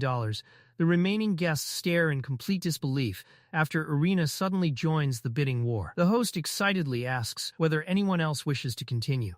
Without even blinking, Kwon Tae-jun calmly raises the bid to an unbelievable $100 million. The entire auction hall falls silent. Everyone begins whispering about the unimaginable amount of money. Joo-Heon quietly looks away. He already knows the truth. Anything beyond $100 million is completely beyond his reach. From the very beginning, this was never a battle he could win with money alone. The host scans the silent room before announcing once again. The current highest bid is $100 million. Is there anyone else willing to bid? Irena calmly raised her hand and announced a bid of $300 million. The entire auction hall fell silent. Even the host looked stunned by the unbelievable amount. Joo-Heon smiled to himself. This was exactly the moment he had been waiting for. Kwon Tae-jun narrowed his eyes at Irena before slowly standing up. Staring directly at her, he calmly increased the bid to $320 million. Murmurs immediately spread throughout the room as everyone realized the auction had become a battle between two financial monsters. Without showing the slightest hesitation, Irena simply raised two fingers. $500 million. The room exploded into chaos. Even the host struggled to hide his disbelief. Kwon Tae-jun's expression darkened while his assistant Yoon Si-Woo hurriedly stepped closer and urged him to stop. There's no point, Chairman. That woman is Irena Hilton, the youngest daughter of one of the richest families in the world. The amount of money at her disposal is beyond imagination. Joo-Heon quietly watched the scene unfold with a satisfied smile. Still unwilling to lose, Kwon Tae-jun glared across the room, but after a long moment of silence, he finally lowered his hand. The auctioneer struck the hammer. The elixir tree was officially sold to Irena Hilton for $500 million. A short while later, Joo-Heon and Irena sat together at a private table. Taking a sip of his whiskey, Joo-Heon looked at her and casually remarked that even for someone as wealthy as her, $500 million was an enormous amount of money. Irena simply smiled. To her, the price hardly mattered. Instead, she was far more interested in one thing. So, how are you going to solve my problem? She had been thinking about it the entire time. Maybe Joo-Heon planned to share some of his incredible luck with her. Or perhaps he owned some kind of lucky charm, like a rabbit's foot, that could cancel her bad fortune. Joo-Heon smiled faintly before shaking his head. He told her he had no lucky charm to give her. Irena's face immediately fell. So, you tricked me? She looked genuinely disappointed. Joo-Heon raised a hand to stop her. Not exactly. Hear me out first. Leaning forward, he folded his hands together and explained that her situation couldn't be solved with ordinary charms or lucky objects. The real problem was something much deeper. There's something inside your body that needs to be removed. Irena blinked in confusion. What do you mean? Joo-Heon explained that she simply needed to hand over one specific thing she possessed. Although he kept his calm expression, his thoughts were completely different. The only real solution was to remove the God-Class Relic of misfortune attached to her. If he could obtain that relic for himself, not only would Irena finally be freed from its curse, but he would also gain one of the strongest relics imaginable. It was the perfect outcome. Holding out his hand, Joo-Heon asked if she had ever noticed a strange object that constantly stayed with her no matter where she went. If she gave that object to him, her problem should disappear. Irena thought carefully before slowly shaking her head. She couldn't remember owning anything like that. Joo-Heon frowned. That's impossible. He asked whether she had ever tried throwing away everything she carried with her. Surely one of those items had to be the relic. Irena looked embarrassed. I already tried, but everything I threw away somehow came back. That answer caught Joo-Heon off guard. This wasn't behaving like a normal relic at all. After thinking for a moment, he leaned forward, again. Then, do you have a tattoo? A tattoo that suddenly appeared one day? Irena gasped. Her reaction was answer enough. Joo-Heon immediately understood. Relics were generally divided into two categories. The first type consisted of common relics, which anyone could use. However, they always came with limits on how much power they could unleash. The second type was personal relics. Whenever someone formed a bond with one of these relics, a mysterious tattoo would appear somewhere on their body. That mark served as proof that the relic had personally chosen its owner. Unlike common relics, personal relics had no usage limit, but only their chosen owner could ever use them. It was exactly the same phenomenon that had happened with Sasaki Yuka, whose prophecy relic had left a mark on her arm. Irena quietly opened her handbag. Meanwhile, Joo-Heon's thoughts grew even darker. Many of the most powerful relics from his previous life had belonged to the personal relic category. Irena then pulled out her phone. I can't really show you, but I do have a picture. She handed the phone over. The moment Joo-Heon looked at the image, his expression changed. Dark, smoky markings covered large portions of Irena's arms and body. His heart immediately sank. Irena noticed the sudden change on his face. What's wrong? Is something bad? Joo-Heon silently handed the phone back. He had finally figured it out. Irena wasn't carrying an ordinary personal relic. She was infected by a parasite relic. Parasite relics were among the rarest and most dangerous relics in existence. Instead of simply choosing an owner, they forcibly invaded a person's body and lived inside them. Because Irena's parasite was a God-Class Relic capable of spreading unimaginable misfortune, Joo-Heon had originally expected something like the legendary Golden Apple of Discord. Instead, he had no idea what relic this actually was. Looking at the frightened girl sitting across from him, Joo-Heon realized something important. Right now, he had no way to remove the relic from her body. Taking out a piece of paper, he quickly wrote down his phone number before handing it to her. I thought this would be simple, but I was wrong. When we have more time, let's meet again. We'll figure out a solution together. Irena accepted the note with a bright smile as Joo-Heon stood up to leave. If he couldn't obtain the relic today, then making Irena Hilton his ally was the next best option. Building strong allies would prove invaluable in the future. Turning his attention toward the elixir tree, Joo-Heon smiled. Once the payment was completed, the tree would officially belong to him. The rest of the relics he had purchased could also be collected afterwards. Pulling out his phone, Joo-Heon called his companions, intending to have them bring the money. But no one answered. His expression instantly darkened. Something was wrong. Leaving a bag full of cash with those three idiots had been like leaving a fish beside a hungry cat. Without hesitation, Joo-Heon dialed another number. As soon as the call connected, he calmly said he had a small favor to ask. It's nothing difficult, and I'll make sure you're rewarded generously. Meanwhile, Hyun and the other two men were sprinting through a dark alley. The man in the purple shirt laughed nervously, saying that as long as they kept running, nobody would ever catch them. Another complained that the bags were unbelievably heavy and begged for a short break. Hyun finally stopped to catch his breath before grinning. Let's rest for a minute. He looked at the others. We still have the bags, right? The three of them burst into laughter. They were carrying enough money to live comfortably for the rest of their lives. But the celebration lasted only a second. Something slammed into the wall just inches from Hyun's head. The laughter vanished instantly. Joo-Heon slowly stepped out of the darkness. His eyes were filled with killing intent. You stole my money. Walking toward them, he casually pulled a golden throwing axe from his side. Hyun immediately began making desperate excuses. Joo-Heon raised the axe and coldly interrupted him. If you don't want your head flying off your shoulders, stop making those pathetic excuses. The terrified trio instantly began apologizing, screaming that they had made a terrible mistake. Joo-Heon ignored every word. Instead, he reached into his pocket and pulled out what looked like an ordinary stone used for scrubbing dirt off shoe soles. The three men stared at it in complete confusion. Joo-Heon smirked.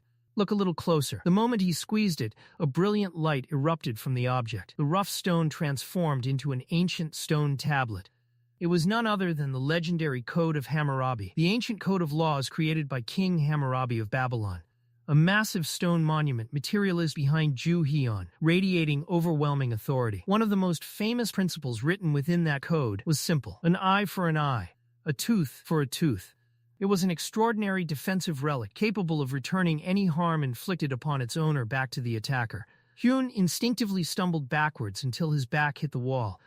Joo-Heon calmly explained that this was one of the relics he had acquired during today's auction. Thanks to a small favor from one of the auction staff, he had managed to obtain it ahead of schedule.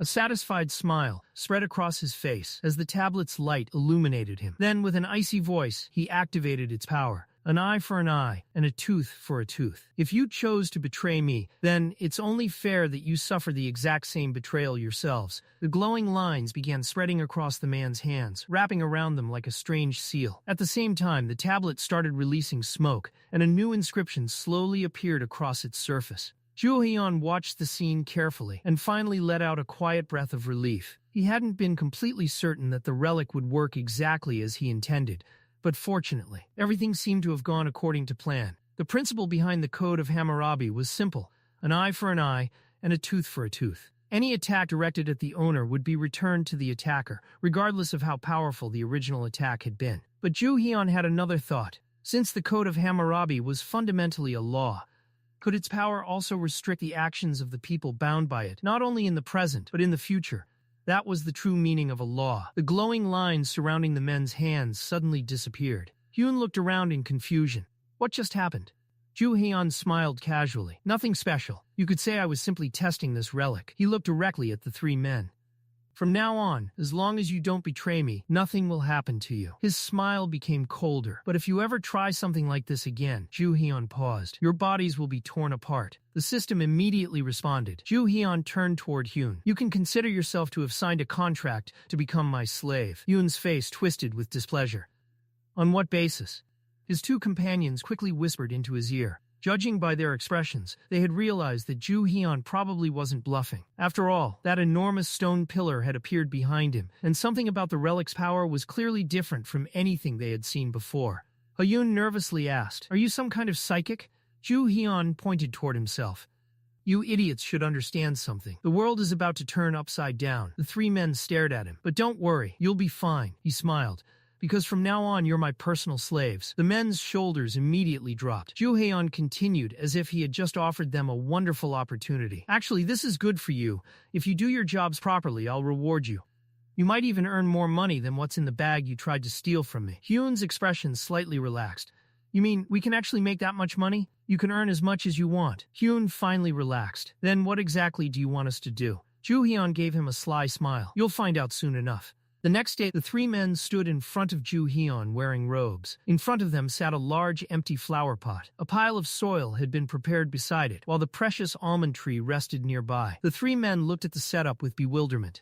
Joo-Heon frowned. Why are you all so surprised? This is part of your job. The men exchanged annoyed looks.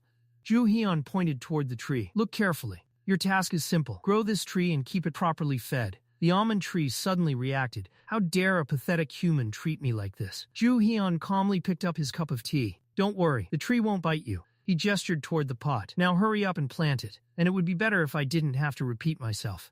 Hyun carefully began placing the tree into the pot. Be careful, Joo-Heon warned. That tree is worth $500 million. Hyun's hands immediately became even more cautious. Joo-Heon calmly drank his tea as the tree began grumbling. This is actually rather pleasant. It sounded almost pleased. This is how humans should treat me. The men slowly filled the pot with soil. The tree seemed satisfied. I shall accept this new person. Joo-Heon watched them with interest. These guys actually have some decent experience handling relics. He remembered the trouble he had gone through with this very tree. Back then, Joo-Heon had spent the night fighting with it before finally managing to establish a contract. The worst part was that the tree had been so loud that he couldn't even take a proper nap afterward. Joo-Heon looked at the three men. Elixir plants hate users with a high level of the path of submission. They prefer people with a strong path of communication. And judging by how naturally these three were interacting with the tree, they're practically perfect nannies for this thing. Joo-Heon smiled. He had originally given them this job because he didn't want to get his own hands dirty. He certainly hadn't expected them to be this good at it. Just then, his phone rang. Joo-Heon smiled as he looked at the number. Even though it wasn't saved in his contacts, he would never forget who it belonged to. He answered. A man's voice came through the phone. Am I speaking with CO Joo-Heon? The caller introduced himself. This is Kwon Tae-jun. Joo-Heon smiled. And what business does Chairman Kwon have with me? His expression became slightly colder. If that old bastard is personally calling me, then he's probably already started digging into my affairs. Kwon Tae-jun calmly got straight to the point. I heard that you obtained the almond tree that Irene Holton won at the auction. Joo-Heon remained silent for a moment. He found out faster than expected. Kwon continued. I'd like to arrange a meeting and discuss the matter. Joo-Heon pulled the phone slightly away from his ear. I don't have anything to discuss with you. I'm busy, so I'll end this conversation here. He hung up. Elsewhere, Kwon Tae-jun cursed under his breath. Yoon Si-Woo immediately approached him. "Chairman, is something wrong?" Kwon slammed the phone onto the table. "That bastard didn't even listen to what I wanted to say. He simply ended the call." Yoon Si-Woo was furious. What kind of disrespect is that? He probably doesn't even realize who he was speaking to. "You are Chairman Kwon Tae-jun." He shook his head. "He even hung up after you introduced yourself." Kwon Tae-jun looked at him. Forget his attitude. His eyes narrowed. Even if he's an ignorant idiot, he has that almond tree. Kwon's expression became serious. "Of all the relics I've encountered, that tree gave off the strongest aura." Yoon Si-Woo became nervous. Kwon continued. "I know I need to put everything on the line if I want that relic." He clenched his fist. "If that young bastard hadn't kept raising the price, I would have fought for it until the very end." Yoon Si-Woo immediately bowed. "I'm sorry, Chairman." He lowered his head, thinking desperately. "This isn't entirely my fault. I did everything I could," but he knew he still had to solve the problem. This could be my perfect opportunity to prove myself to Chairman Kwon. Kwon looked at him coldly. Yoon Si-Woo straightened himself. "I'll take responsibility for this situation. I'll do everything I can to resolve this misunderstanding." Kwon raised an eyebrow. "Can you use whatever methods are necessary?" Yoon Si-Woo smiled. "He's just a simpleton. It shouldn't be difficult." He hesitated before continuing. "May I use some of the relics belonging to the company?" Meanwhile, back at the hotel, Hyun couldn't believe what Joo-Heon had done. "You seriously ignored someone like Chairman Kwon?" Joo-Heon was getting dressed without paying much attention to him. Hyun was practically losing his mind. "Do you even understand who that was?" Chairman Kwon is one of the biggest and most influential figures in Korea. Joo-Heon finally turned around. He pulled out an axe. "You're being incredibly annoying." Hyun froze. Joo-Heon continued. "Are you asking me to use this axe and cut you in half?" Hyun gave an awkward smile. "I was just trying to explain." Joo-Heon ignored him. "I'll be going out for a while." He pointed toward the almond tree. "Continue taking care of it." He paused. "And make sure you take a photo of its condition every day. I want a daily report." Joo-Heon waved his hand dismissively. "And if any of you tries something stupid," the three men immediately understood. "You already know what happens." Joo-Heon left. As he walked through the hotel's hallway, Joo-Heon thought about Kwon Tae-jun. That old man is the type who won't stop once he decides he wants something. He would use every method available to obtain it. Soon, he would probably try to locate Joo-Heon. And once he discovered where Joo-Heon was staying, an ambush was almost guaranteed. "If I want to keep the elixir tree safe, I'll have to deal with his people first." Just then, the silver axe began reacting. Joo-Heon smiled. So the old man has already made his move. He walked outside and deliberately traveled through several open areas. He wasn't simply wandering around. He was looking for a tail. After walking for some time, Joo-Heon stopped at a small shop and sat down with a soda. That's when he spotted him. Across the street stood Yoon Si-Woo. Joo-Heon narrowed his eyes. So he's working alone. Yoon Si-Woo was watching him carefully. Joo-Heon could tell immediately that the man was still looking down on him, just as he had in his previous life. More importantly, there was a faint aura surrounding Yoon Si-Woo. Joo-Heon's eyes sharpened. He brought a relic. A small smile appeared on his face. He had already figured out what he was going to do. Young Sik stood at the bar, furiously talking on the phone. His patience had clearly run out. "How many times is this going to happen?" he shouted. "Are you absolutely sure this time? Why should I trust you again?" He clenched his teeth. Is tracking down one person's movements really that difficult? After ending the call, Young Sik glanced toward the alley. "If this keeps happening, I won't even get paid for this." Just then, he noticed something. Across the street, Joo-Heon was sitting calmly at the bar. A smile appeared on Young Sik's face. So there he is. He approached Joo-Heon from behind and casually asked, "Are you CO Joo-Heon?" Joo-Heon didn't even turn around. He already knew. "So I finally caught the bait." Young Sik became irritated. He knew Joo-Heon had heard him perfectly, yet the man deliberately refused to acknowledge him. "He's ignoring me?" Young Sik slammed his hand against the table. He leaned closer. "Did you wash your ears with compost? When someone talks to you, the least you can do is..." Joo-Heon suddenly turned around. The bartender froze in fear. In the next instant, Young Sik was sent crashing to the floor. Joo-Heon looked down at him with a faint smile. "Where did you learn such disgusting manners?" Young Sik stared at him in disbelief. Joo-Heon continued calmly. "How dare you yell at someone you've just met? If you have something to discuss with me, then ask properly." Young Sik angrily glared back. "You started this." Joo-Heon's eyes shifted toward the aura surrounding him. A relic. A small smile appeared on Joo-Heon's face. "I'll be taking that." He already knew why Kwon Tae-jun had sent Young Sik. "Chairman Kwon found out that I have the almond tree. Just as expected, he sent someone to keep an eye on me. And Young Sik wasn't an ordinary subordinate. He was an experienced relic user who possessed several powerful relics. It looks like Kwon didn't intend for this to end with simple surveillance. Young Sik suddenly shouted, "How dare you hit me?" Joo-Heon smiled. So Chairman Kwon still underestimates me. If Kwon truly understood what Joo-Heon was capable of, he wouldn't have sent only young Sik.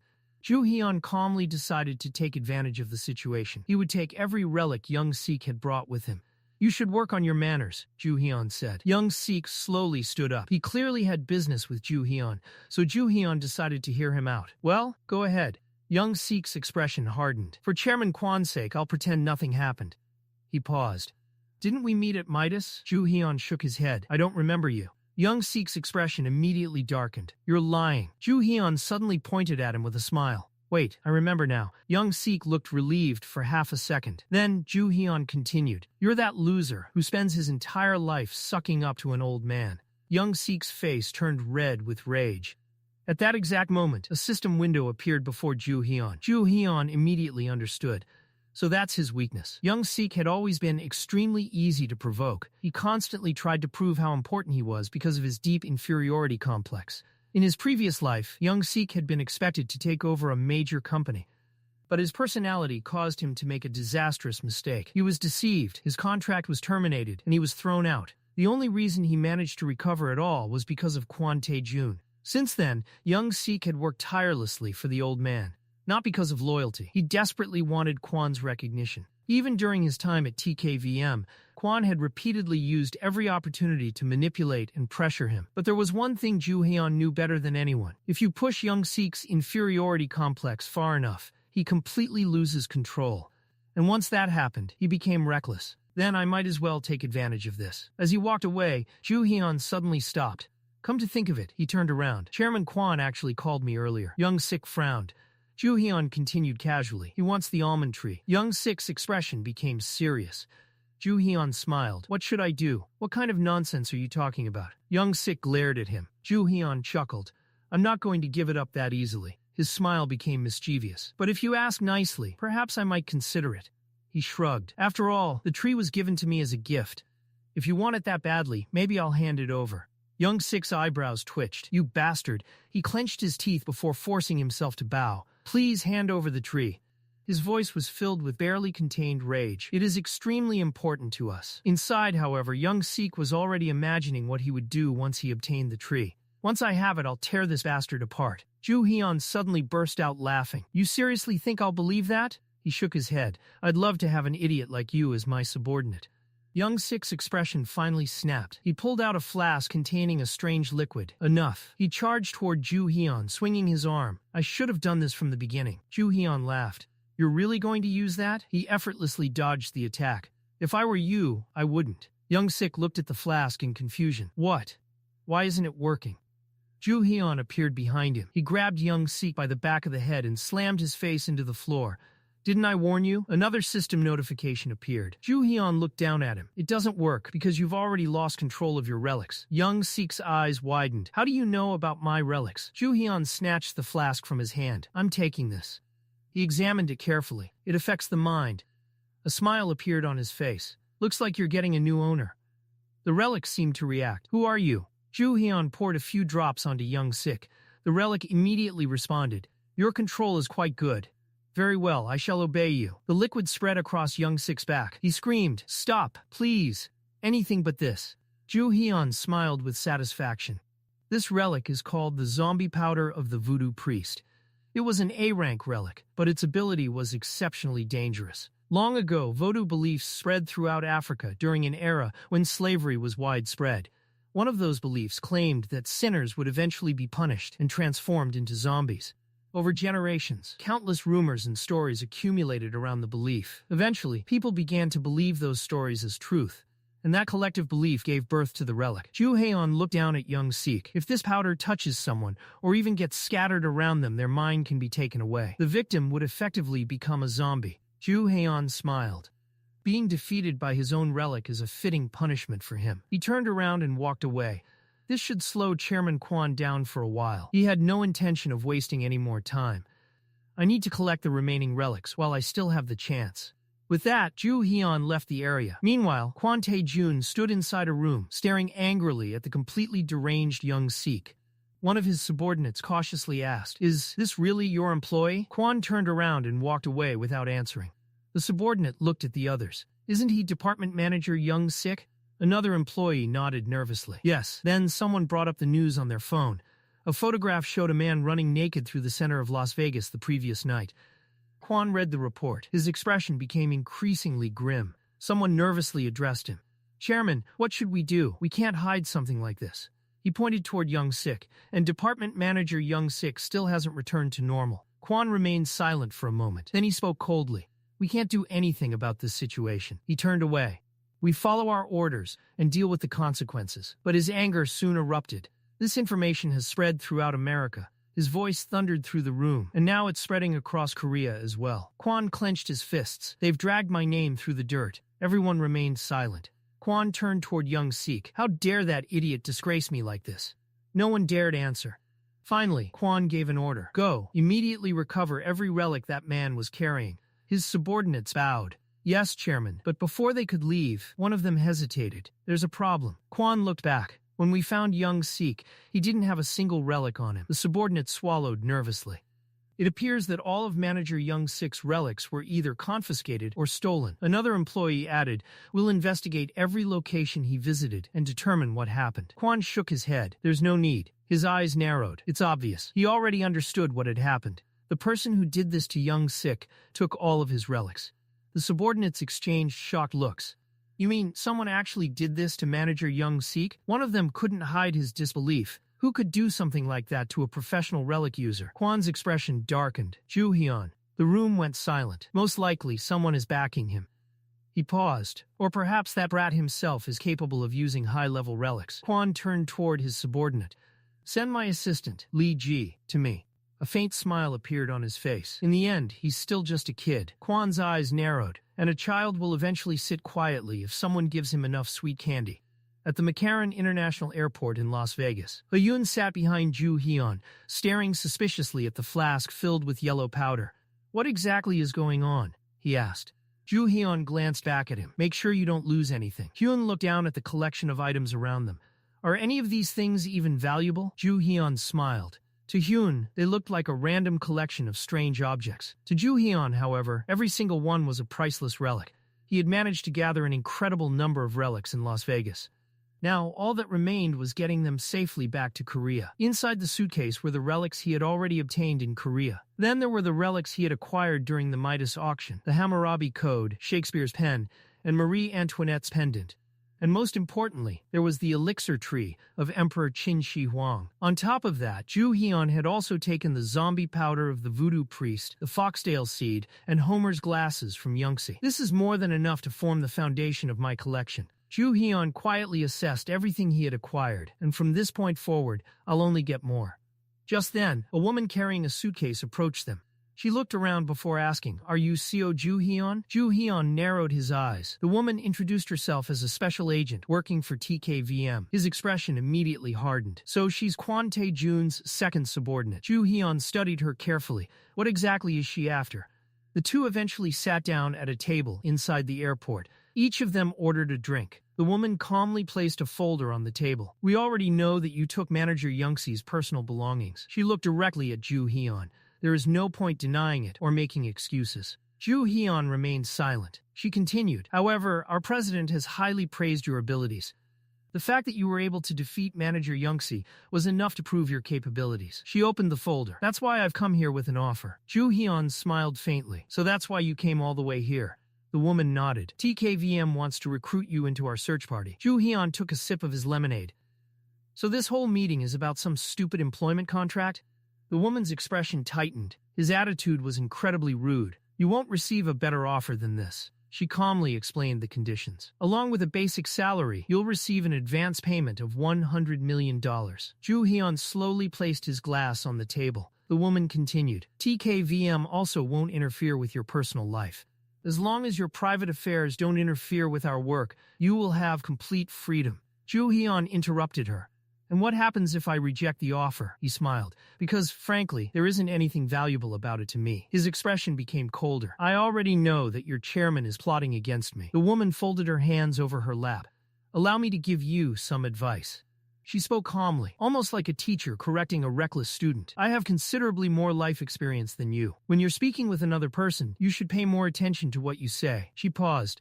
It's good practice for you, and it makes things much easier for everyone involved. She smiled faintly. For now, I'll pretend I didn't hear that.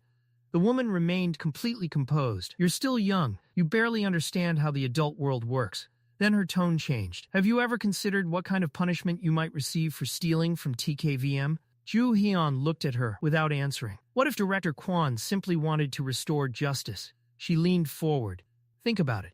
If an ordinary person dies in a small-town store, hardly anyone notices. Joo-Heon smiled. The woman continued. This situation is no different. She stared directly into his eyes. People connected to you could simply disappear without leaving a trace. Her voice remained calm. So don't make the mistake of thinking you're some kind of exception. Joo-Heon suddenly laughed.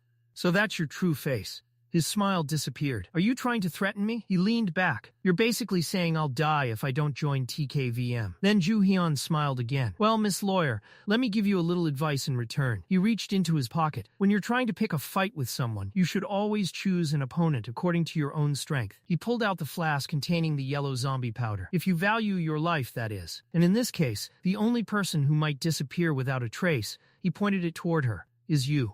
The woman gave a nervous laugh. She wasn't convinced. She knew Joo-Heon wouldn't dare use a relic in a crowded public place. He doesn't want ordinary people to know about relics. That was one of the fundamental rules TKVM followed. Joo-Heon uncorked the flask. The woman's eyes widened. He calmly held it out. That's why you've been so confident, isn't it? His smile became dangerous. You really thought I wouldn't use it? The woman's expression froze. Suddenly scream. A loud cry echoed through the airport. Several people immediately turned around. Hyun looked toward the nearby calf. Did that come from the calf Joo-Heon just entered? He stood up. Should I go check? Meanwhile, the woman frantically brushed the yellow powder from her clothes. Get this crap off me. Joo-Heon simply smiled. The woman stared at him in disbelief. Have you really gone insane? She couldn't believe he had actually used a relic in public. I can't believe you're actually willing to use your relics here. Joo-Heon shrugged. I don't care whether the world finds out about relics. His eyes narrowed. That's where I'm different from TKVM. He turned toward the crowd. Dozens of people had already pulled out their phones and were recording everything. Joo-Heon pointed toward them. What are you all standing around for? He smiled. Go ahead, keep filming. He gestured toward the floating powder. Isn't this exciting? He looked directly at the people recording. Make sure you upload it to the internet too. The woman stared at him in disbelief. Joo-Heon then examined her carefully. She touched the zombie powder and she's still perfectly fine. His eyes narrowed. That means your control over your relics is ridiculously high. The woman glared back. If you have any relics with you, you'd better use them. Her expression became serious. Because my next attack won't be so easy to repel. She suddenly jumped to her feet. With a powerful swing of her arm, a massive stream of water erupted toward Joo-Heon. Joo-Heon calmly watched it approach. Not bad. He immediately activated the Hammurabi code. A massive stone pillar materialized behind him. The water slammed into him, then suddenly reversed direction. The entire attack was reflected straight back toward the woman. Joo-Heon calmly raised his hand. An eye for an eye. The reflected attack struck the woman. A tooth for a tooth. The woman stared at the stone pillar in shock. That relic. Her eyes widened. It's the Hammurabi code. Joo-Heon didn't answer. Instead, he swung the silver axe. Go! The silver axe flew toward the woman.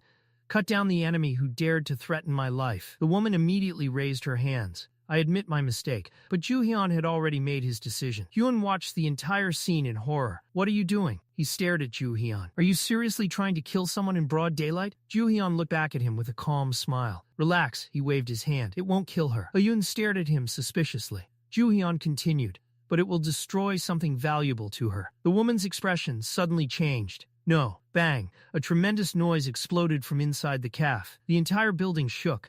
Several TKVM employees immediately rushed toward the scene. One of them grabbed his radio. He looked toward the smoke. It sounded like an explosion. Could this be a terrorist attack?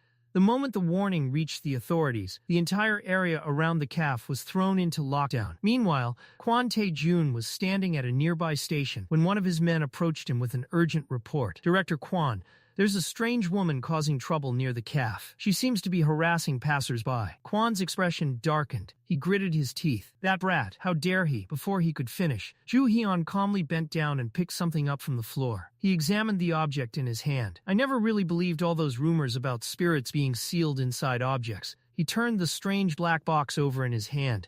But apparently, there really are relics like that. Joo-Heon's eyes narrowed with interest.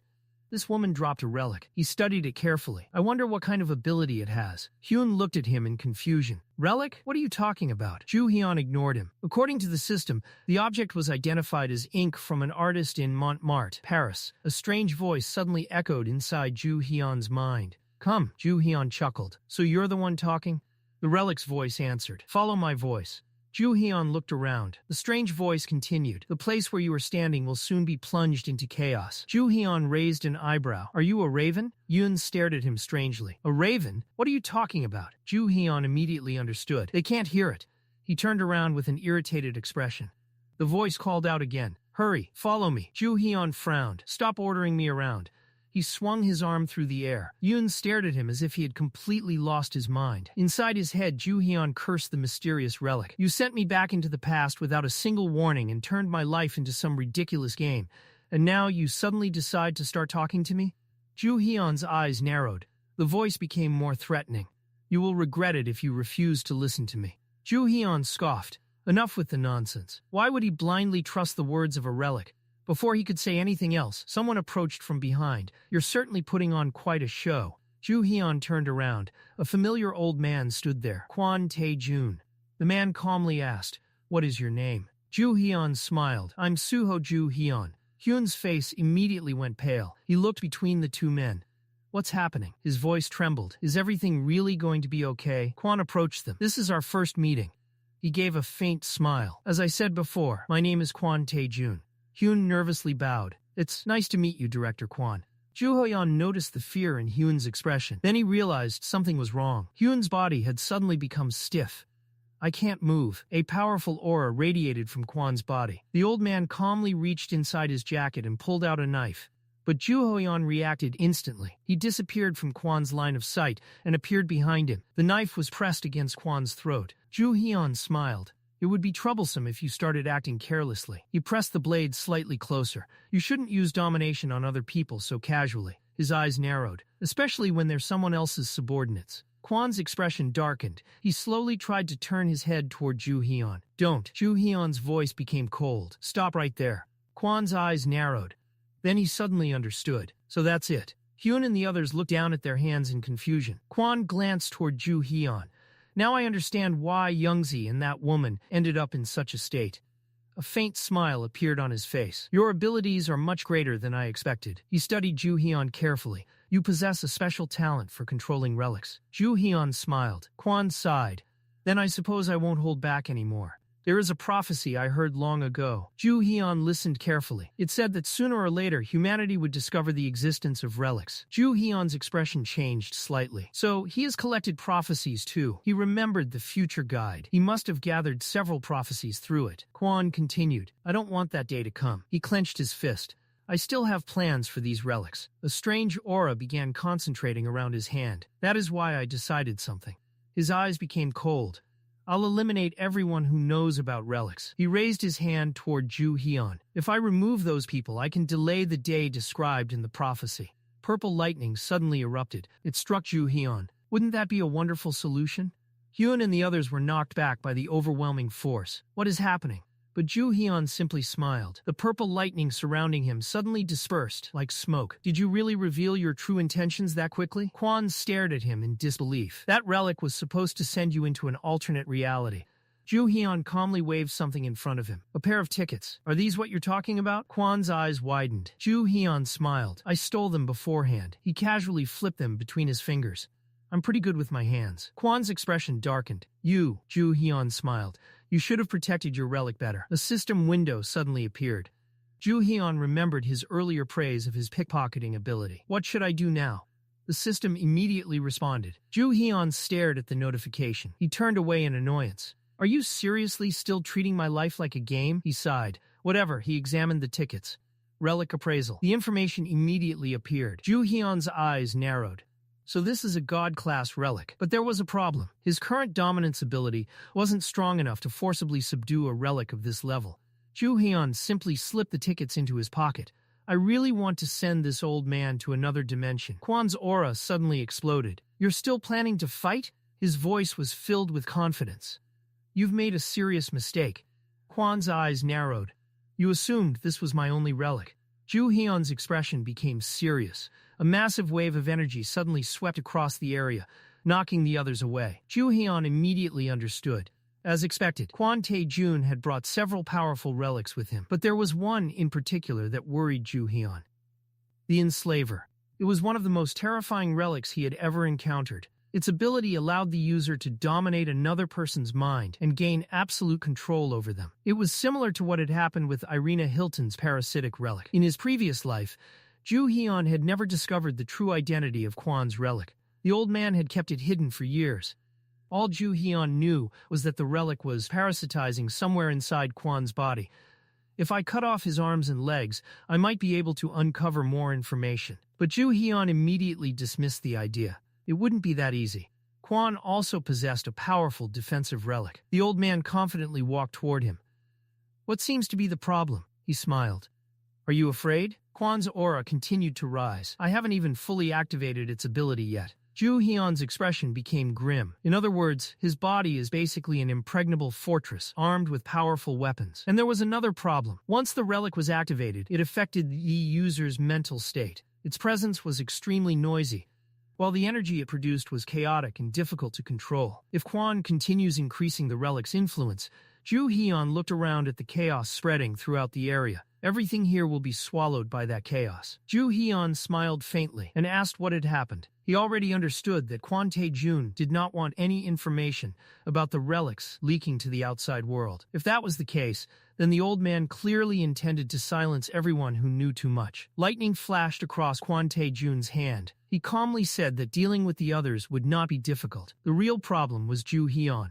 As long as Joo-Heon remained alive, he could become a serious threat. Kwon glared at him and declared that the time had finally come for Joo-Heon to completely submit to him. But before the confrontation could escalate any further, the familiar voice of the Raven echoed through the area. It told Joo-Heon to stop playing around. Both Joo-Heon and Kwon Tae-jun turned toward the strange voice.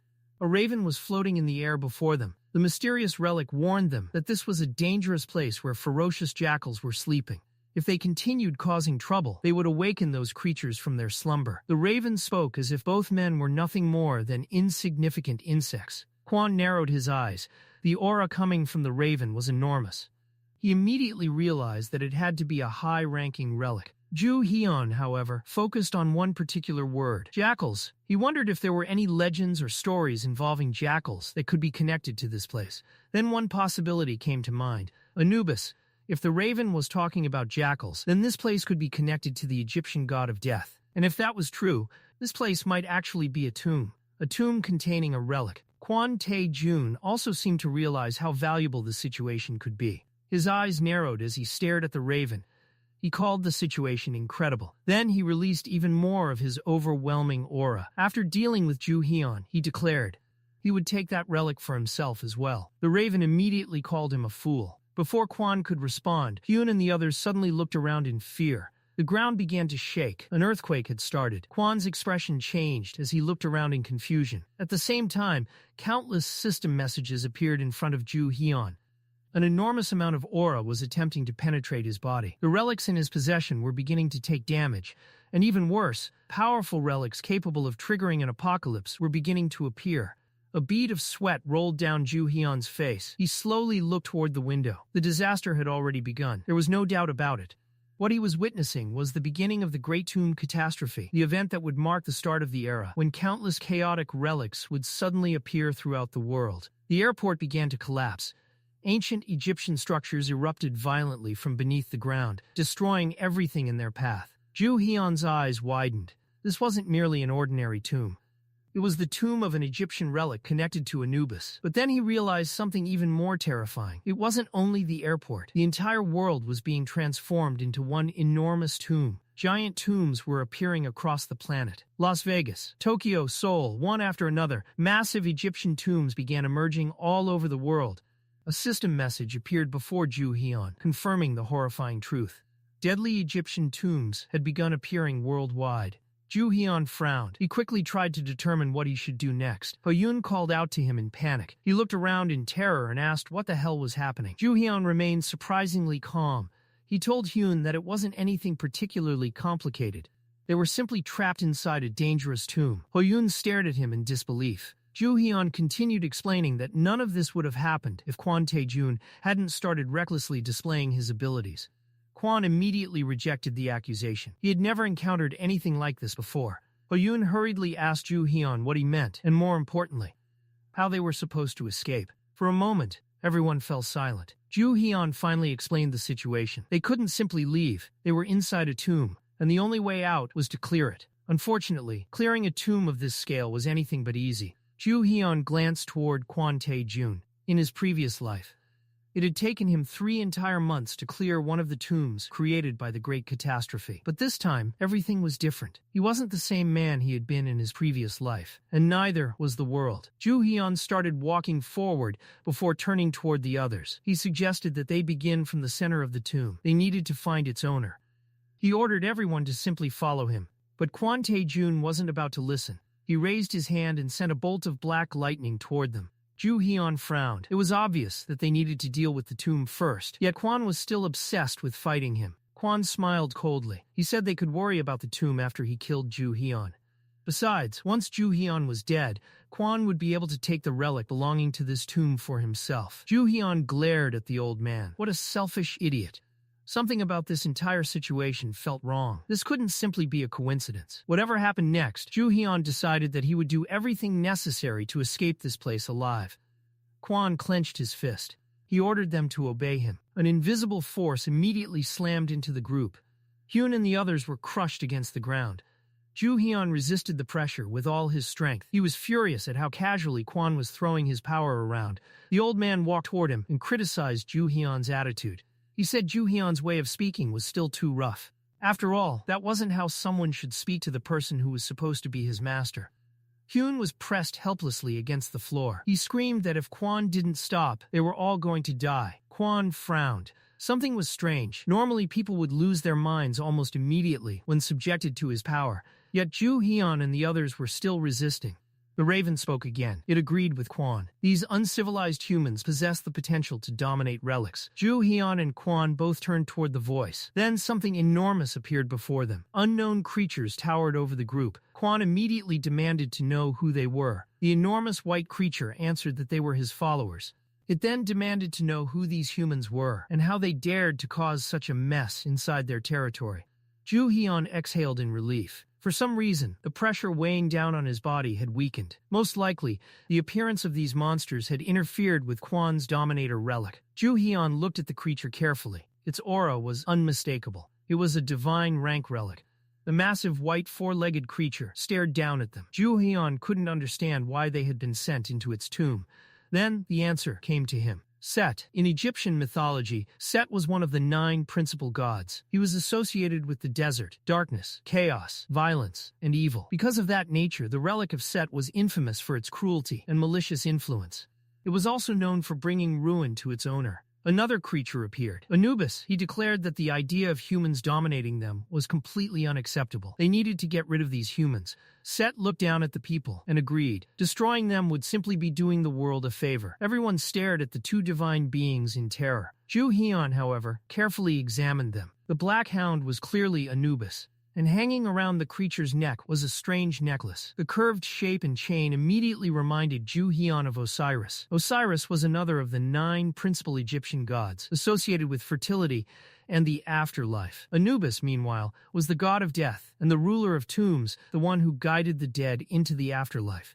Joo-Heon's eyes narrowed, and now Set was here too. 3 divine rank relics had gathered in one place. No wonder his previous life had been filled with endless tombs. These beings were directly connected to the Great Tomb Catastrophe. The divine hounds floated above the humans. Set wondered aloud what kind of tests they should create.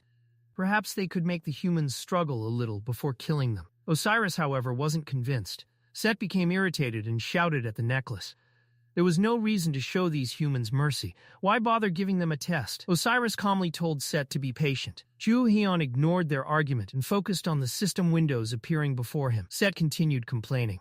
He was furious simply because he had been forced to remain in the same place as these insignificant insects. Then another system message appeared. Because of the harmful aura surrounding the divine rank relics, Joo-Heon's immunity was beginning to increase. Joo-Heon looked up at the creatures. He had a feeling these divine relics had absolutely no intention of letting them leave alive. Set grinned viciously. He declared that he would be the first to act. After all, the best way to deal with filthy insects was to demonstrate absolute superiority and overwhelming strength. Joo-Heon's expression became serious.